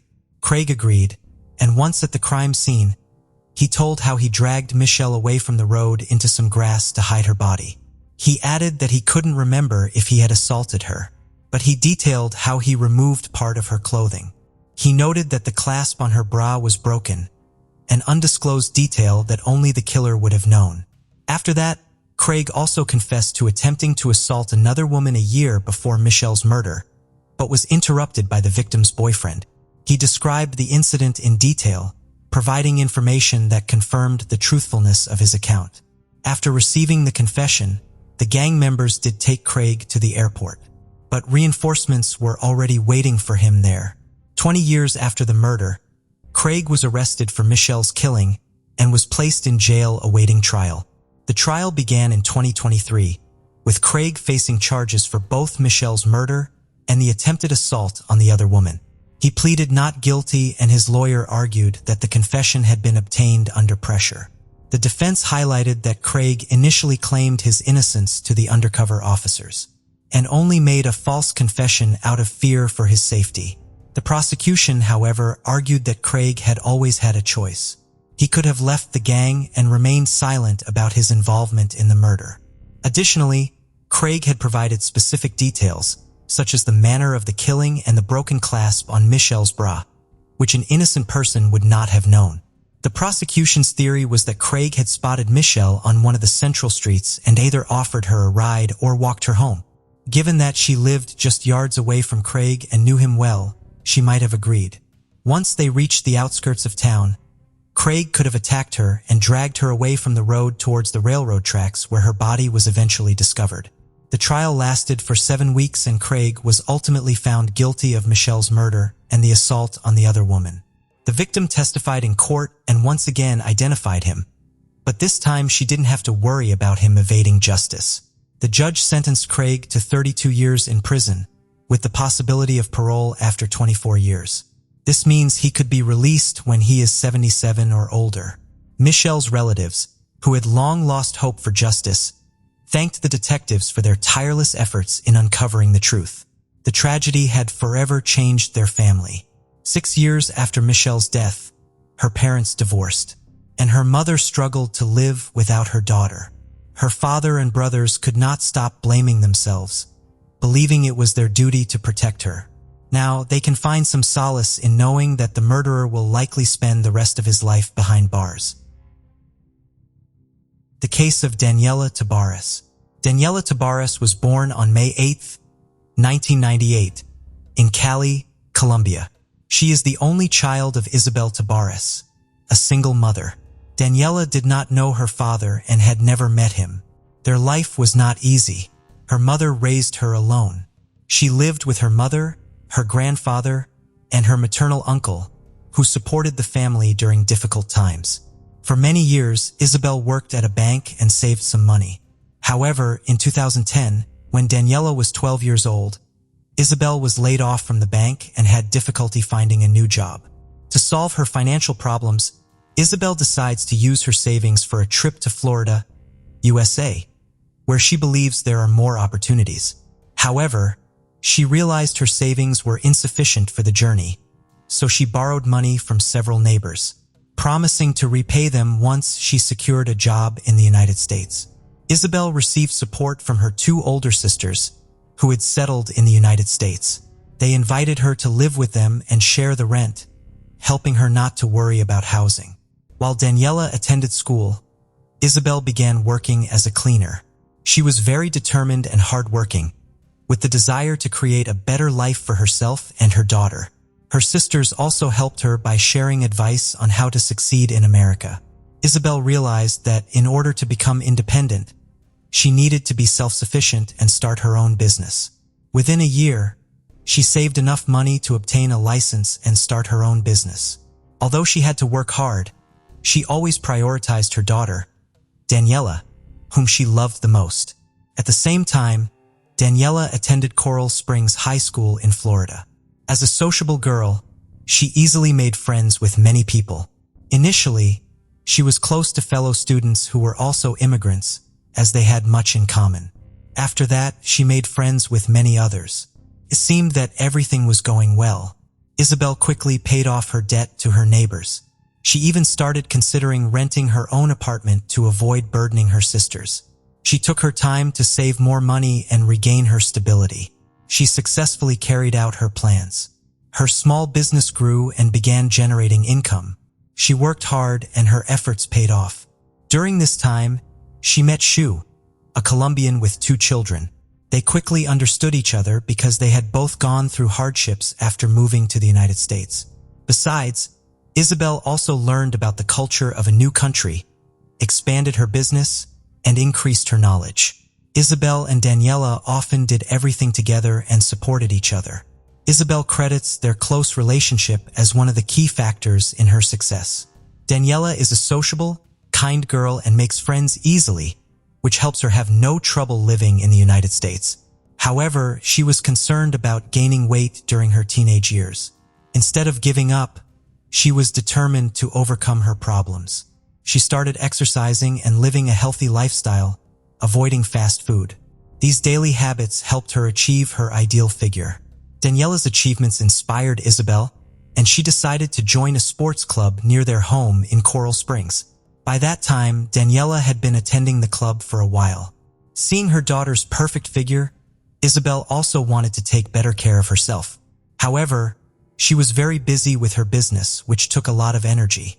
After a few months, she was so tired that she refused to go to the gym. She plans to return to the gym later, but for now, she decided to prioritize her business. Daniela, on the other hand, decided to continue training. She was very happy with the changes in her body and figure that she had achieved. Even though her mother didn't go to practice with her, she had enough friends in the club to train with during most sessions. One of them was Carolina Miller, a 40-years-old woman whom Daniela met during training. They quickly found harmony and started training together in 2017. Despite facing challenges like migration and a language barrier, Daniela graduated from high school, proving that she could overcome difficulties and was ready to fight for her future. Furthermore, she wants to pursue higher education, but she needs financial support. Her mother's business wasn't enough to cover her college expenses, so she took a job as a switchboard operator at a gym where she trained for many years. At the same time, she also learned about criminology, a field she was very passionate about and dreamed of building a career in. By 2019, at the age of 21, she was able to become independent. She was in her prime and busy planning for the future. Daniela enrolled at a local university to pursue her education and achieve her dreams. She transformed from a shy schoolgirl into a confident young woman. She was not only attractive and charming, but also passionate about her job at the fitness club. Her enthusiasm caught the attention of the owners of the sports complex, and they offered her a position in the gym. She became a coach, encouraging people to participate in sports and supporting beginners. Her main goal was to inspire others, and she worked with many different groups, sharing her passion. She also organized weekly group activities to promote teamwork and camaraderie within the sports organization. Daniela then met Yvonne Serrano, a woman of Panamanian descent. An active individual, Yvonne enjoyed sports and had never experienced any legal or substance abuse problems. She was generally considered a respectable person and avoided dangerous relationships. However, she lived in a troubled neighborhood, so she purchased several registered firearms for self-defense. By 2019, Yvonne decided to invest more in sports and joined inspirational classes taught by Daniela. However, due to frequent travel and the difficulty of making friends, she felt different from the other participants. Although she seemed unapproachable and a bit withdrawn, she always attended all the classes and was determined to change her life.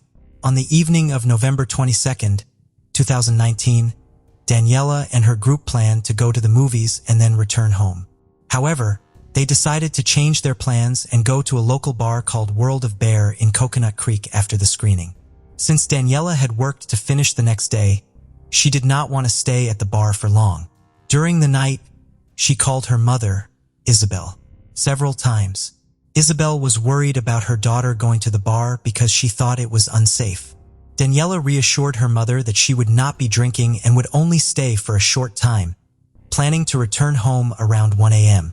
The group eventually met at the bar in hopes of having a fun evening.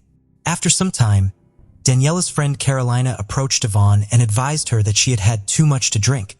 Yvonne was sitting outside, holding hands with some strange young men. Carolina suggested that Yvonne join the group inside the bar, but this made her uncomfortable, and she became angry and shouted. When she returned inside, her behavior became more aggressive, and it was obvious she was intoxicated. Despite this, the evening was still going well, and Daniela lost track of time. Later that night, Daniela's mother, Isabel, sent her daughter a text message, expressing her concerns about potential dangers. Daniela replied that she would be home early. As the team leader, Daniela needs to oversee everything and make sure everyone gets home safely. Sensing that something was off, Isabel decided to wait for her daughter. She lay in bed, unable to sleep, waiting for Daniela to return. By 2 a.m., Daniela still had not come back from the bar, and Isabel's worry grew. Each time she saw car headlights outside, she got up to check, hoping to see Daniela in the driveway, but the cars just drove by. She texted her daughter again, but received no reply. Realizing it was too late to call Daniela's friends, she tried to reassure herself that her daughter was likely with a friend. She thought about the possible reasons why the girl was quiet. The phone was out of battery or the signal was bad, and finally convinced herself that everything was fine, then went to sleep. At 5:55 a.m., County Emergency Services received a distressing call. A woman reported seeing a lifeless girl in a parked car near her home. Several police officers quickly arrived at the scene and cordoned off the area. They spoke with the witness, a 51-year-old named Yvonne Serrano.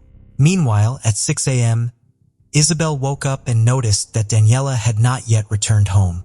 She felt exhausted, having only slept for 3 to 4 hours, but she needed to prepare for work and clean the offices. Unable to reach Daniela, she called Carolina, hoping that her daughter had arrived at Carolina's house and was still asleep. However, Carolina replied that she did not know where Daniela was.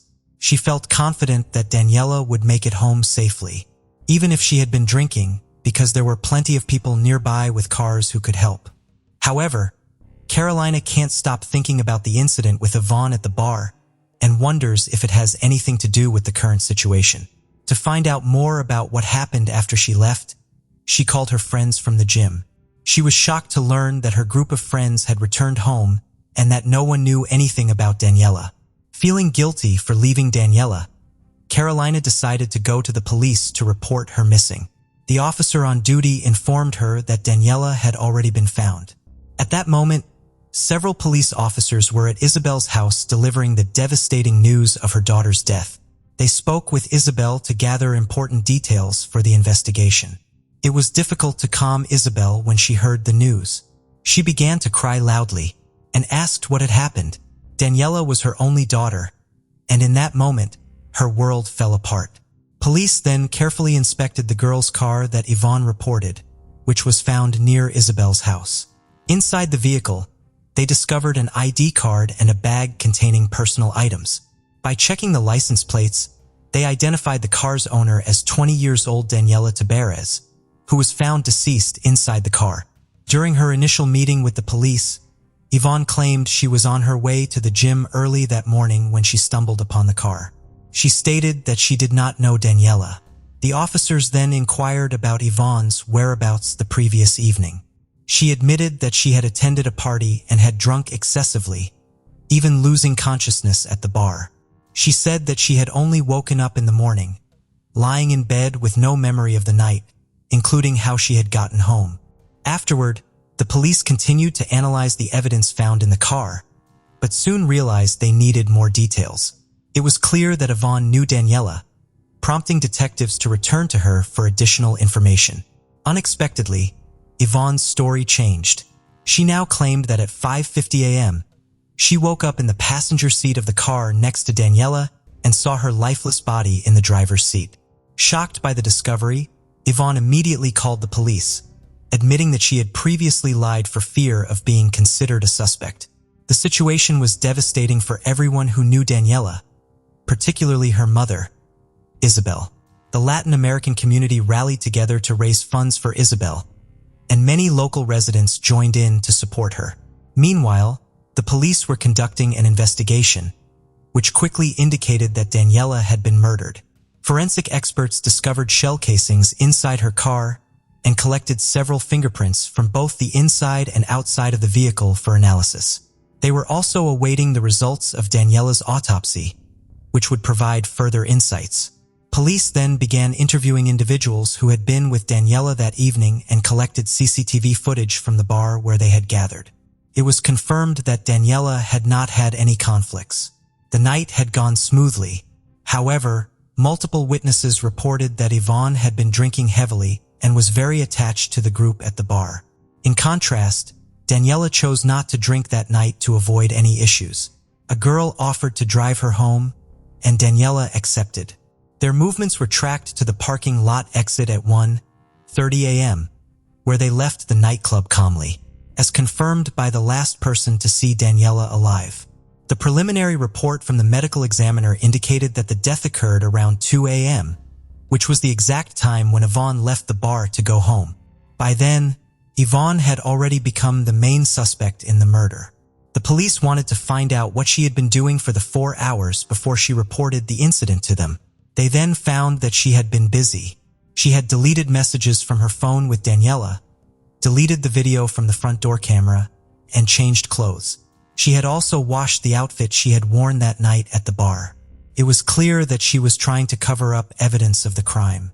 The police decided to arrest Yvonne Serrano and hold her in jail while they investigated further. Once the final results of the forensic examination were in, she was charged with first-degree murder and tampering with evidence. Despite the accusations, Yvonne has maintained her innocence and stood her ground. On November 27, 2019, Daniela Tabares' funeral took place, attended by many people, including club members, friends, and family. All were deeply saddened by this tragedy. She was cremated in December.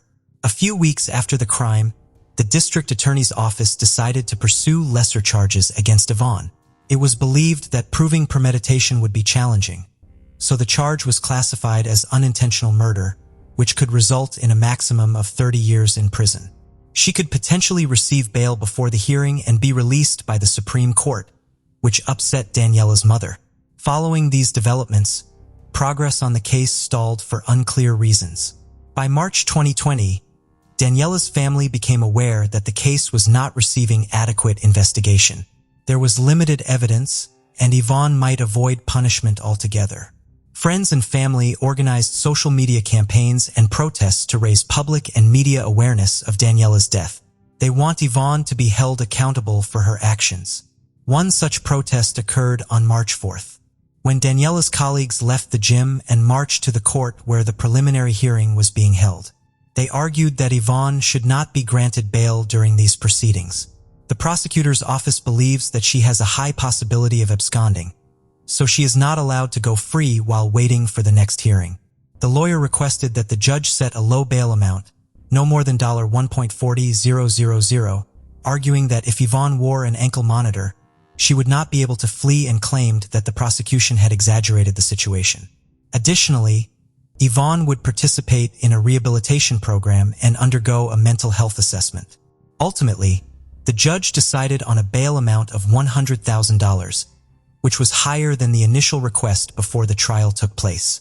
Yvonne must remain at a specialized rehabilitation center and is only allowed to leave to meet with her legal team. Yvonne later underwent a ballistics test, which confirmed that the bullet came from her weapon. Additionally, authorities gathered credible evidence showing attempts to destroy evidence after the crime, and she was captured on CCTV by neighbors. This information prompted the prosecutor's office to pursue charges of premeditated assault and murder. It was believed that an argument broke out between Yvonne and Daniela while they were in the car, leading to Yvonne's aggressive behavior. The prosecution successfully persuaded the jury, and on August 12, 2024, 56-year-old Yvonne Serrano was found guilty of premeditated murder. She received a life sentence with the possibility of parole in 25 years. Isabel had a tattoo inked on her shoulder in memory of her daughter, Daniela, as a reminder of her fight for justice. Unfortunately, the exact incident between Yvonne and Daniela in the car that night remain unclear. She has not admitted to the crime and has not explained her reasons for her actions. Lauren Astley was born on April 1, 1993 in the small town of Wayland, Massachusetts. She grew up in a loving family and was an only child. When she was 6, her parents decided to get a divorce, but her father stayed in the same town and remained very involved in her life. Once, Lauren and her dad traveled to New Orleans to help those affected by Hurricane Katrina. Even though she was quite young, Lauren pitched in alongside her father, working to clean up the mess left by the disaster.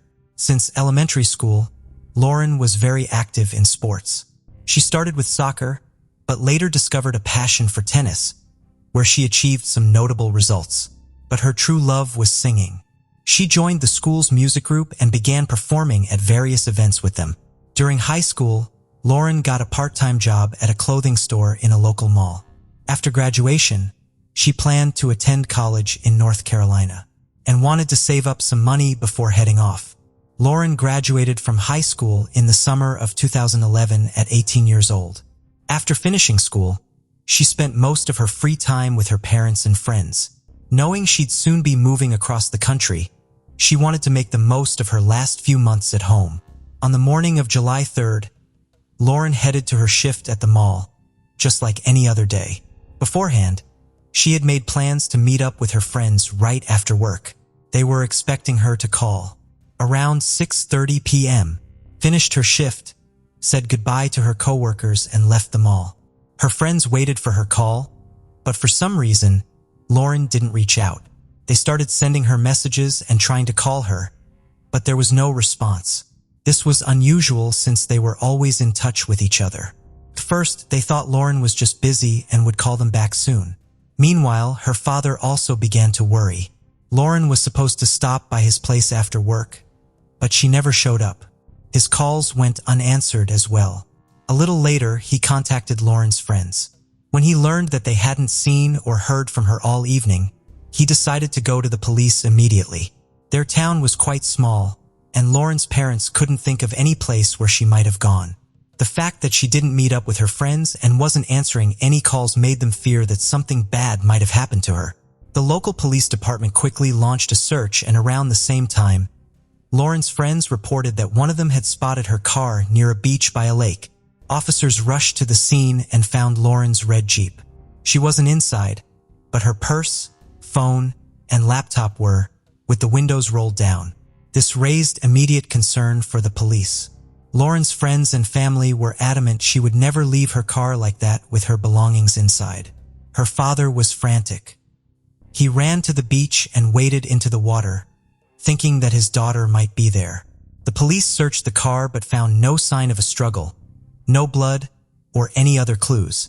After that, they began combing the area around the beach, but there was no sign of Lauren. The only thing they discovered was her car keys, which were found in a nearby storm drain, as if someone had deliberately thrown them there. By this time, Lauren's friends had gathered near the beach, and detectives began questioning them. They mentioned that Lauren had an ex-boyfriend, Nathaniel, whom she had broken up with just a few months earlier. The friends also said that he had taken the breakup pretty hard, so the police decided to check on him. When asked if they thought Nathaniel could have harmed Lauren, her friends unanimously denied it. They insisted that Nathaniel loved Lauren and would never hurt her. Later that night, detectives went to talk to Nathaniel. He told them he had been home all evening. His mother backed up his story, adding that they had been watching movies together. With that, the police ruled him out as a suspect and shifted their focus to searching the area around the beach. Lauren's relatives, along with dozens of other town residents, joined in the search. Her friends stayed by her car all night, hoping for a miracle that she would eventually appear. That night, the police also examined Lauren's phone and they found something interesting. At 7:05 p.m., she had sent Nathaniel a message with just one word, "Here." 14 minutes before that, she had called him and they had talked for a few minutes. This was pretty suspicious, so detectives decided to visit Nathaniel once again. He admitted that Lauren had indeed stopped by around 7 p.m., but she hadn't come inside or even gotten out of her car. They talked for about 5 minutes, mostly about their relationship, and then she just left. He explained that this seemed unimportant at the time, which is why he didn't mention it earlier. Nathaniel appeared completely calm, and nothing about his behavior raised any red flags, so the police continued to investigate other potential leads. The search continued throughout the night until an early morning call came in to the police. A woman had gone for a bike ride along the road by the river. As she passed a small marsh, something strange caught her eye, and she stopped. Upon closer inspection, she realized it was a human body in the water and immediately called the police. When officers retrieved the body, they saw that it was Lauren Astley. It was also immediately clear that they were dealing with a murderer. A bungee cord was wrapped around her neck and there was a noticeable cut. The body was sent to medical examiners who confirmed that the cut, along with strangulation, was the cause of death. They also found numerous defensive wounds on her body, indicating that Lauren had fought back against her attacker. Meanwhile, the police searched the area around the marsh and discovered a blood-stained towel nearby, which was sent to the lab for DNA analysis.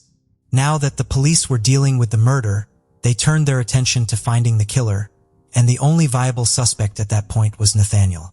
After speaking with Lauren's friends and family, they learned more details about their relationship and breakup. Lauren and Nathaniel had started dating 3 years earlier, and for most of that time, their relationship seemed perfect. Nathaniel came from a respectable family, played on the school football team, and was generally one of the most popular guys at their school. However, about 2 years into the relationship, things began to deteriorate. Nathaniel grew increasingly jealous, tried to control who Lauren spent time with, and even started drinking heavily.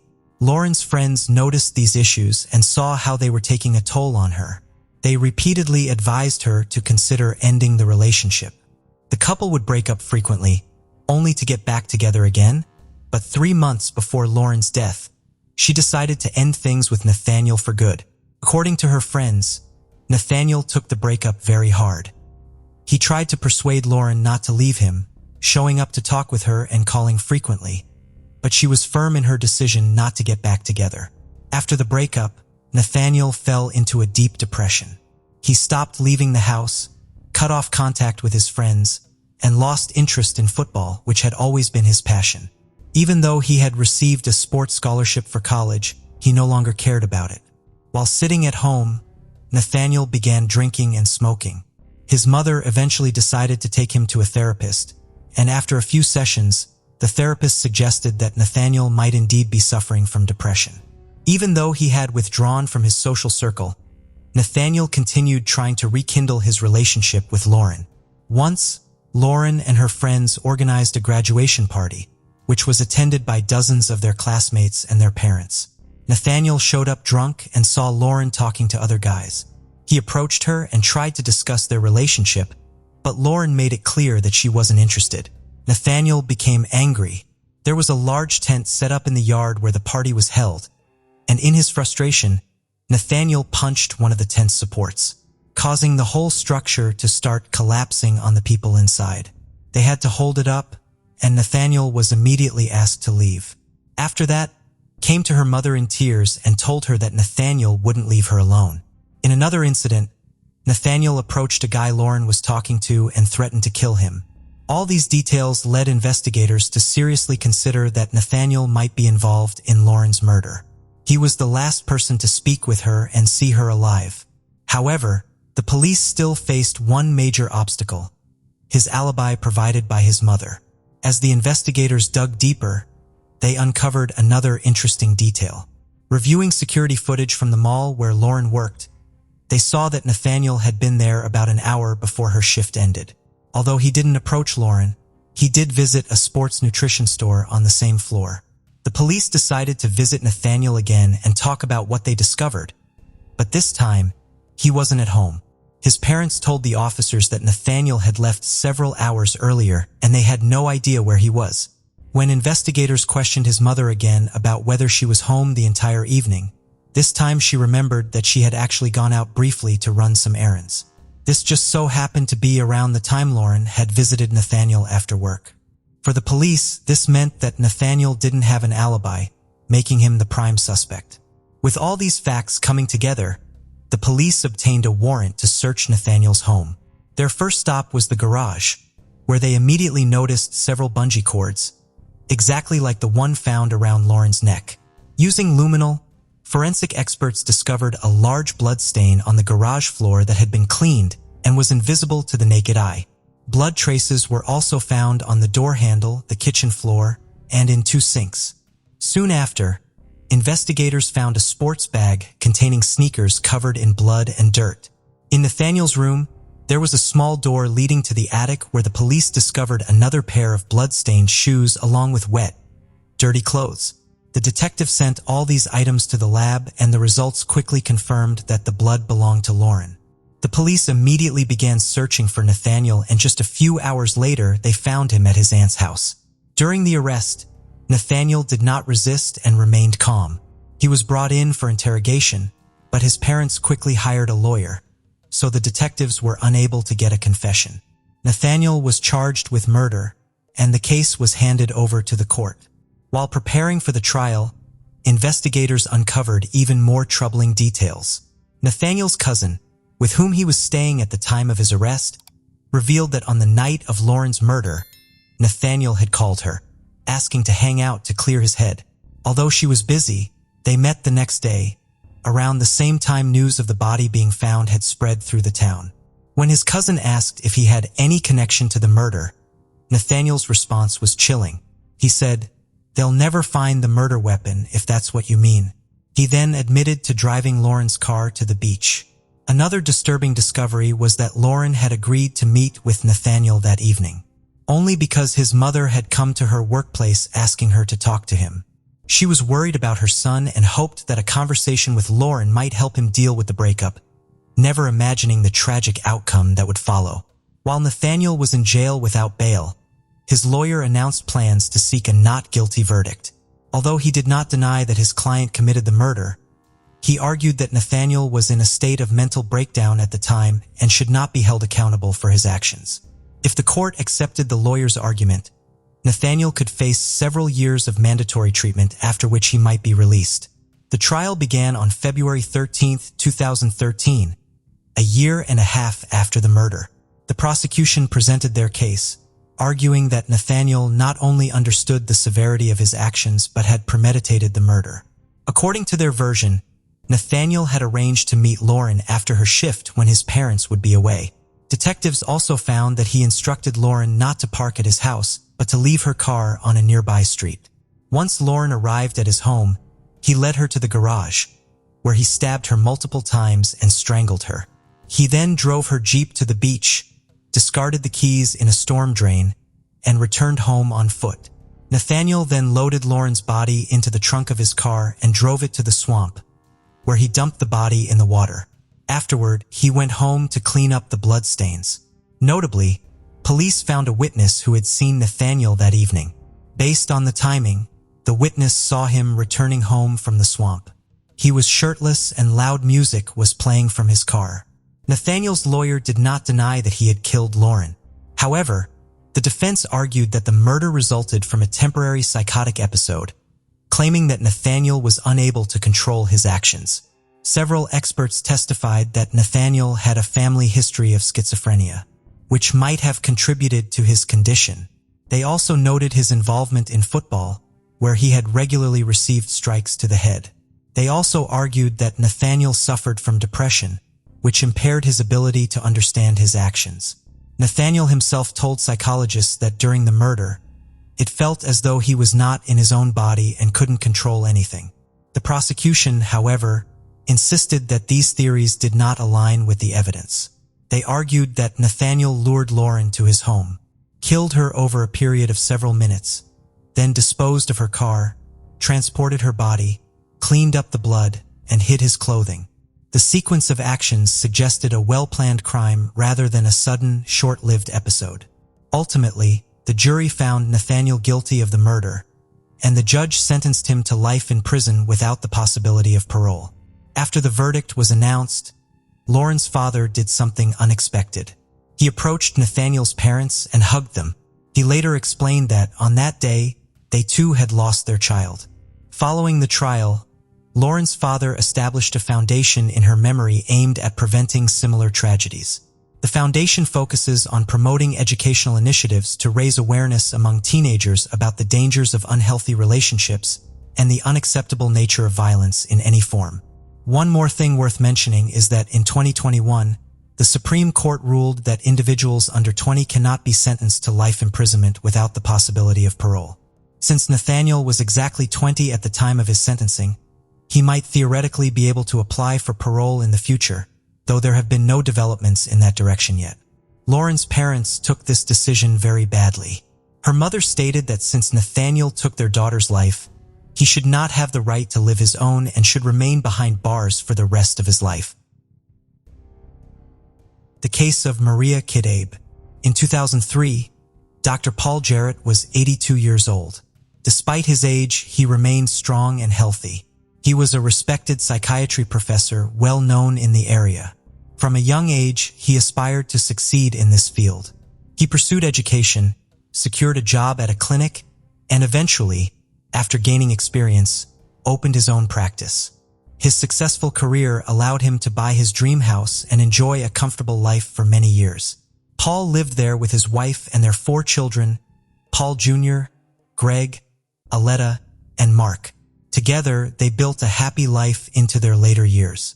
In 2002, the family faced a tragedy when his beloved wife passed away. It was a significant loss for Paul, but he persevered. He planned to continue working at his clinic as long as he was able. His calm and balanced personality drew people to him. By 2003, Paul was still running his private practice and had a close relationship with his youngest son, Greg. Greg visits and takes care of him often. They go fishing and run marathons together. Greg followed in his father's footsteps and became a doctor. He was working at a hospital in Miami while also pursuing further medical education. Before he moved to live with his father, Greg married his assistant at the clinic and they had a child together. However, his marriage did not last.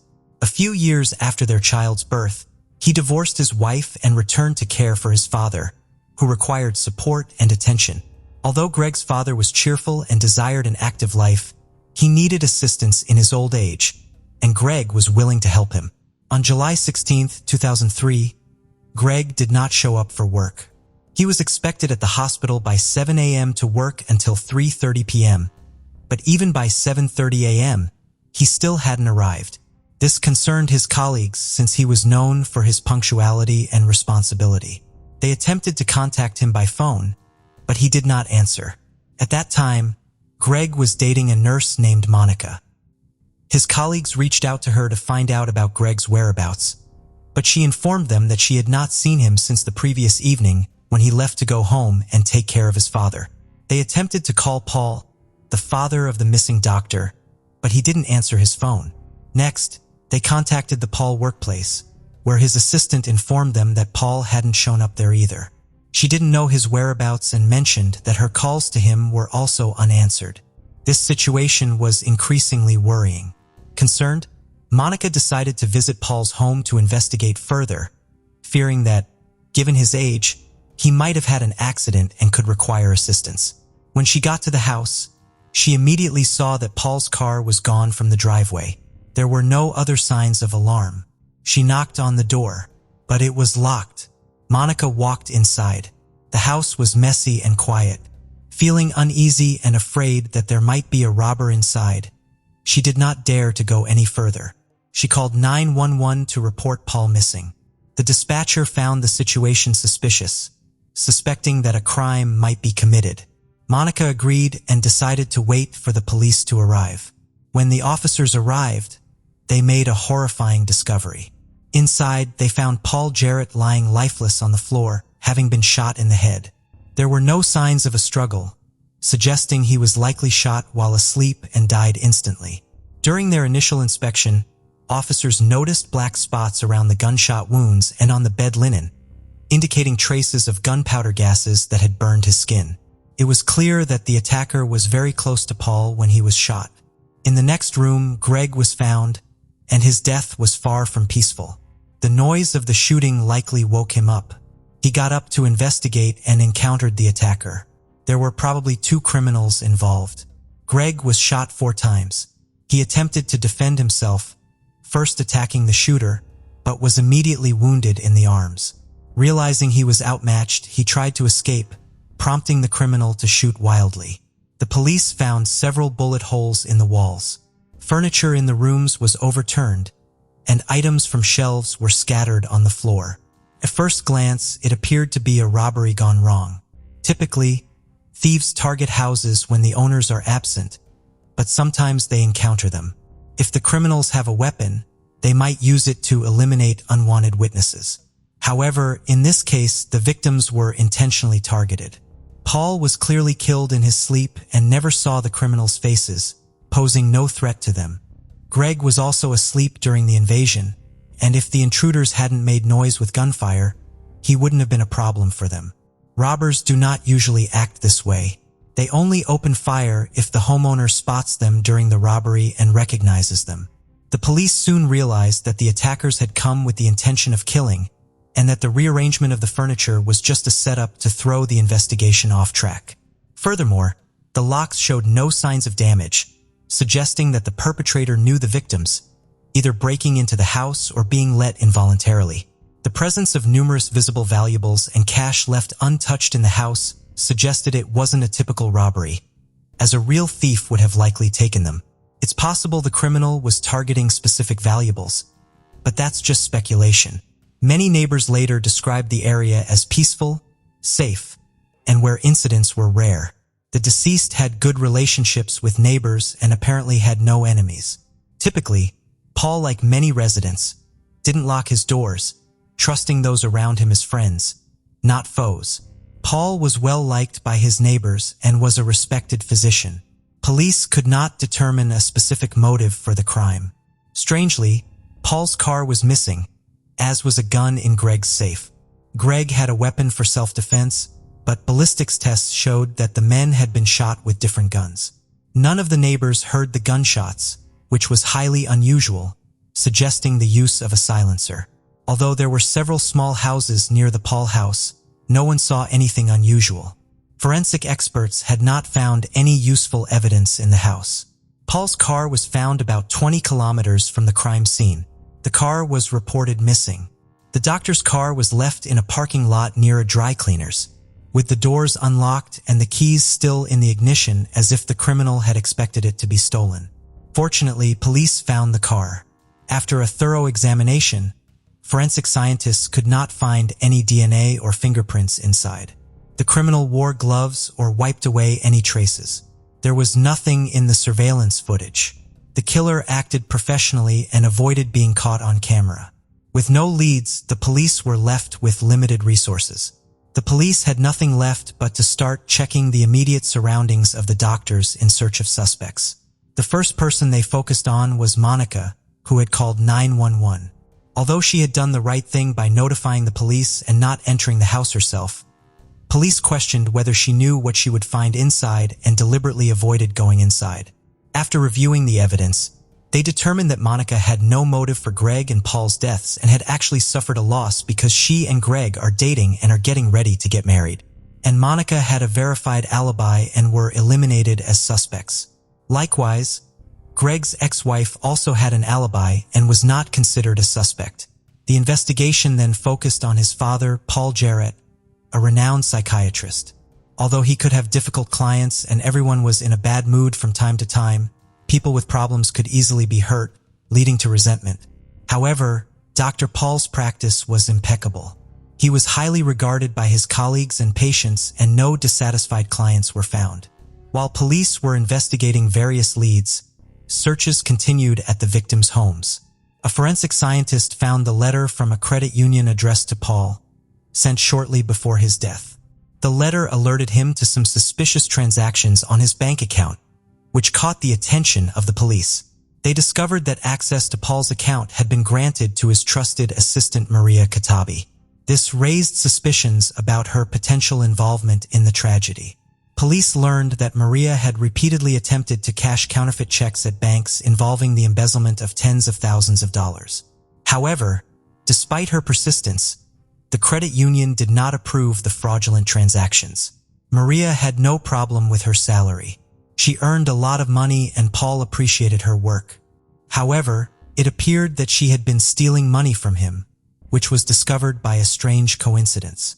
Just a few days later, Paul was found dead in his home, making it seem as if Maria had a strong motive for the crime. Maria, therefore, became the prime suspect.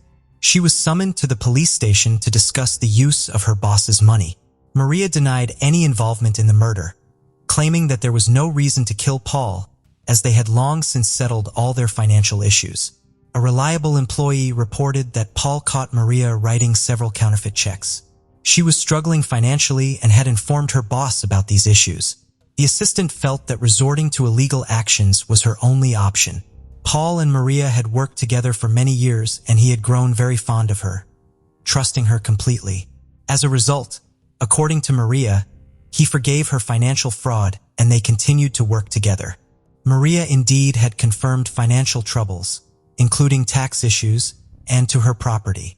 She was going through a divorce. Given these problems, Paul felt sympathetic towards her and did not plan to terminate her employment. During the investigation, it was found that Maria had stolen $100,000 from Paul. He trusted her so much that he didn't scrutinize her financial dealings. The last transaction she made was for $9,000. It was not possible to prove any involvement of the Maria in what happened. Maria had no other motive for any criminal acts and had a confirmed alibi for the incident, as did other possible suspects. Ultimately, the police reached a dead end and had to remove Maria from the suspect list. For many months, the case made no progress. Police repeatedly reviewed all the evidence but found no clues. Maria was the only possible motive, but her alibi excluded her as a suspect. Ultimately, police was waiting for the attacker to slip up in some way. They needed something concrete like a murder weapon. The only forensic evidence was a few shell casings. Police hoped the killer would use their weapon again, making it possible to catch them. However, if the criminal was clever, they likely disposed of the gun used in the double murder. In such a case, police needed to wait for them to use a stolen gun. They constantly monitored news reports, focusing on gun-related crimes. The strategy was clear. All they could do was wait. The toughest time was for Alette Jarrett, the daughter of the Paul. For months after her father and brother were shot, she returned to their home. In the Paul family, she was left alone. Paul and Greg were gone. Alette, grieving and alone, came to a house where she had lost her loved ones, an older brother who was killed, another family member who died after stopping NMI substances, and a third who died in a car accident. She didn't intend to stay long in the house, as its gloomy atmosphere was overwhelming. Her goal was to create a memorial video and gather the belongings of her relatives, because the house was scheduled for demolition. Alette began recording, wanting to walk through the rooms one last time to remember the happy years when her loved ones were still alive. It reminded her of the day Paul died. She walked through the rooms, collecting items that were precious to her and had been left untouched for months. Among these was her father's jacket. While checking the pockets, she discovered a letter from her father's assistant, Maria Kaddab. In the letter, Maria apologized profusely to her boss and elaborated on her family issues, struggles with redeeming the house, and tax debts. She confessed to embezzlement and promised to return the money once her problems were resolved. Alette turned to the police for help. They had several questions about the letter. They wondered why Maria wrote an apology letter if she claimed she and Paul were involved. It was clear she was lying about the boss knowing about her financial fraud. During the first interrogation, Maria didn't mention the letter, so the police asked her to come to the station again to explain. Maria, a trusted employee, admitted she had forgotten about the note. She explained that she was initially afraid to admit the embezzlement, fearing the boss would fire her, so she decided to write a confession letter first and then speak to him in person. Maria left the note on her boss's desk at the end of the workday when he was gone, but planned to retrieve it the next morning as she had changed her mind and wanted to discuss the matter face-to-face. Unfortunately, the note was no longer on the desk the following morning, indicating that Paul had already taken it. In any case, she spoke with her boss, and they came to an agreement on repaying the debt. Maria's story seemed unconvincing, especially since the police had already caught her lying, which made them suspect her involvement in the case once more. However, there was no concrete evidence proving her guilt. 8 months after the murder, there was a real breakthrough in the investigation. A man was arrested for an unrelated crime. The most interesting thing is that he used similar firearms, a .22 caliber pistol. After checking, it turned out that his shells were identical to those found in the house of the Paul Jarrett. Meanwhile, a confidential informant tipped off the police about a planned armored car robbery. The criminals intended to recruit someone among the security guards to carry out their plan, which involved killing the other guards and stealing the cash transport. However, the security guard approached by the criminals decided to outsmart them. He informed the police of their plan, which led to the successful capture of the suspects. The individuals were identified as Jose Barca and Ruben Fernandez. Notably, one of them possessed the same pistol used in the shootings of Paul and Greg. Furthermore, a pistol stolen from the Paul residence was also found in their possession, eliminating any possibility of coincidence. This evidence confirmed their involvement in the double murder. The reason why no neighbors heard gunshots during the attack became apparent. The perpetrators had used silencers on their guns. During the interrogation, the police discovered that they had another accomplice, Juan Carlos Fernandez. He admitted to knowing Maria Kaddab, with whom he had a romantic relationship that Maria had hidden from the police. Juan confessed that Maria had asked him to break into her boss Paul's house to retrieve a letter. Maria had previously stolen money from Paul and had written a confession of embezzlement, which she left on Paul's desk. She later regretted this but was too scared to ask the doctor to return the letter. Maria wanted to destroy the letter but had no chance, so she begged Juan to help her get it back. The consequences could have been serious, potentially costing her both her job and her freedom if her boss contacted the police. Not wanting to go to jail, Maria asked her boyfriend to help her steal the Juan agreed and asked his brother Ruben and his friend Jose to do the job. Maria gave them information about the house. All she asked for was a letter admitting her embezzlement. She did not kill them. She also said that Paul's house rarely locked its front door, so gaining access to the house was not a problem, allowing the criminals to easily break in. However, they did not know where to find a small note in such a large house. Realizing that this might wake the homeowner, they decided that they would kill them first and then search the house without getting caught. So that is what they did. They shot Paul first, then his son Greg. Surprisingly, even after searching the entire house, They could not find the note they were looking for. The robbers then left, taking the gun with them. Despite a thorough police search, the note was never found. Paul's attentive daughter accidentally discovered this crucial piece of evidence. All 3 accomplices involved in Greg's shooting were arrested. They attempted to prove their innocence in the murders of the doctors. Jose Barca was found guilty of 2 counts of first-degree murder and was sentenced to life imprisonment without the possibility of parole. Juan Carlos' trial took much longer than those of the other defendants. He underwent mental evaluations and claimed he was not aware of the true nature of events. He had been struggling with significant mental health issues for many years, casting doubt on his ability to perceive reality accurately. It was known that he had suffered a serious head injury, which was exacerbated by a fall from a great height, worsening his mental problems. This was the main cause of the incident. Questions quickly arose as to whether one knew renowned psychiatrist Paul Jarrett and had a grudge against him, which could have been the real motive for the crime. However, these speculations could not be confirmed. In the end, one still had to stand trial. In 2016, nearly 13 years after the crime, he confessed to the murders of Paul Jarrett and Greg. He apologized to the victims' families and asked them to pray for him in the name of Christ. He was sentenced to 30 years in prison. His brother, Ruben Fernandez, also admitted to being an accomplice in the robbery because he was the driver. Ruben said he did not know about Juan and Jose's murderous intentions. They had originally come to the house to retrieve a letter. When the shooting began, Ruben feared that the homeowner was shooting at the robbers, so he fled the scene. As a result, he was sentenced to 7 years of probation. This light sentence was due to a lack of evidence linking him to the murders. Maria Kaddab was arrested and had to stand trial. She had a troubled past, but things seemed to improve when she got a job at Floor Drop. She was desperate to find the letter, as losing it could endanger her life and job security. Maria had no previous convictions, so her lawyer was optimistic about securing a suspended sentence. Maria Kaddab went to trial. The prosecution insisted on a harsh sentence for the double murder, arguing that she had orchestrated the crime by directing the perpetrators to Paul's home. If Maria had not tried to find the letter she had written and given to Paul, it is possible that both victims would still be alive. The prosecutor's office needed evidence. In the meantime, Maria was in jail and talking to another inmate. During one conversation, Maria made a surprising confession to the inmate. She revealed that the doctor had no intention of firing her or contacting the police. He just wanted his money back. However, Maria was broke and in danger of losing her home due to mounting debt. She had no intention of returning the stolen money.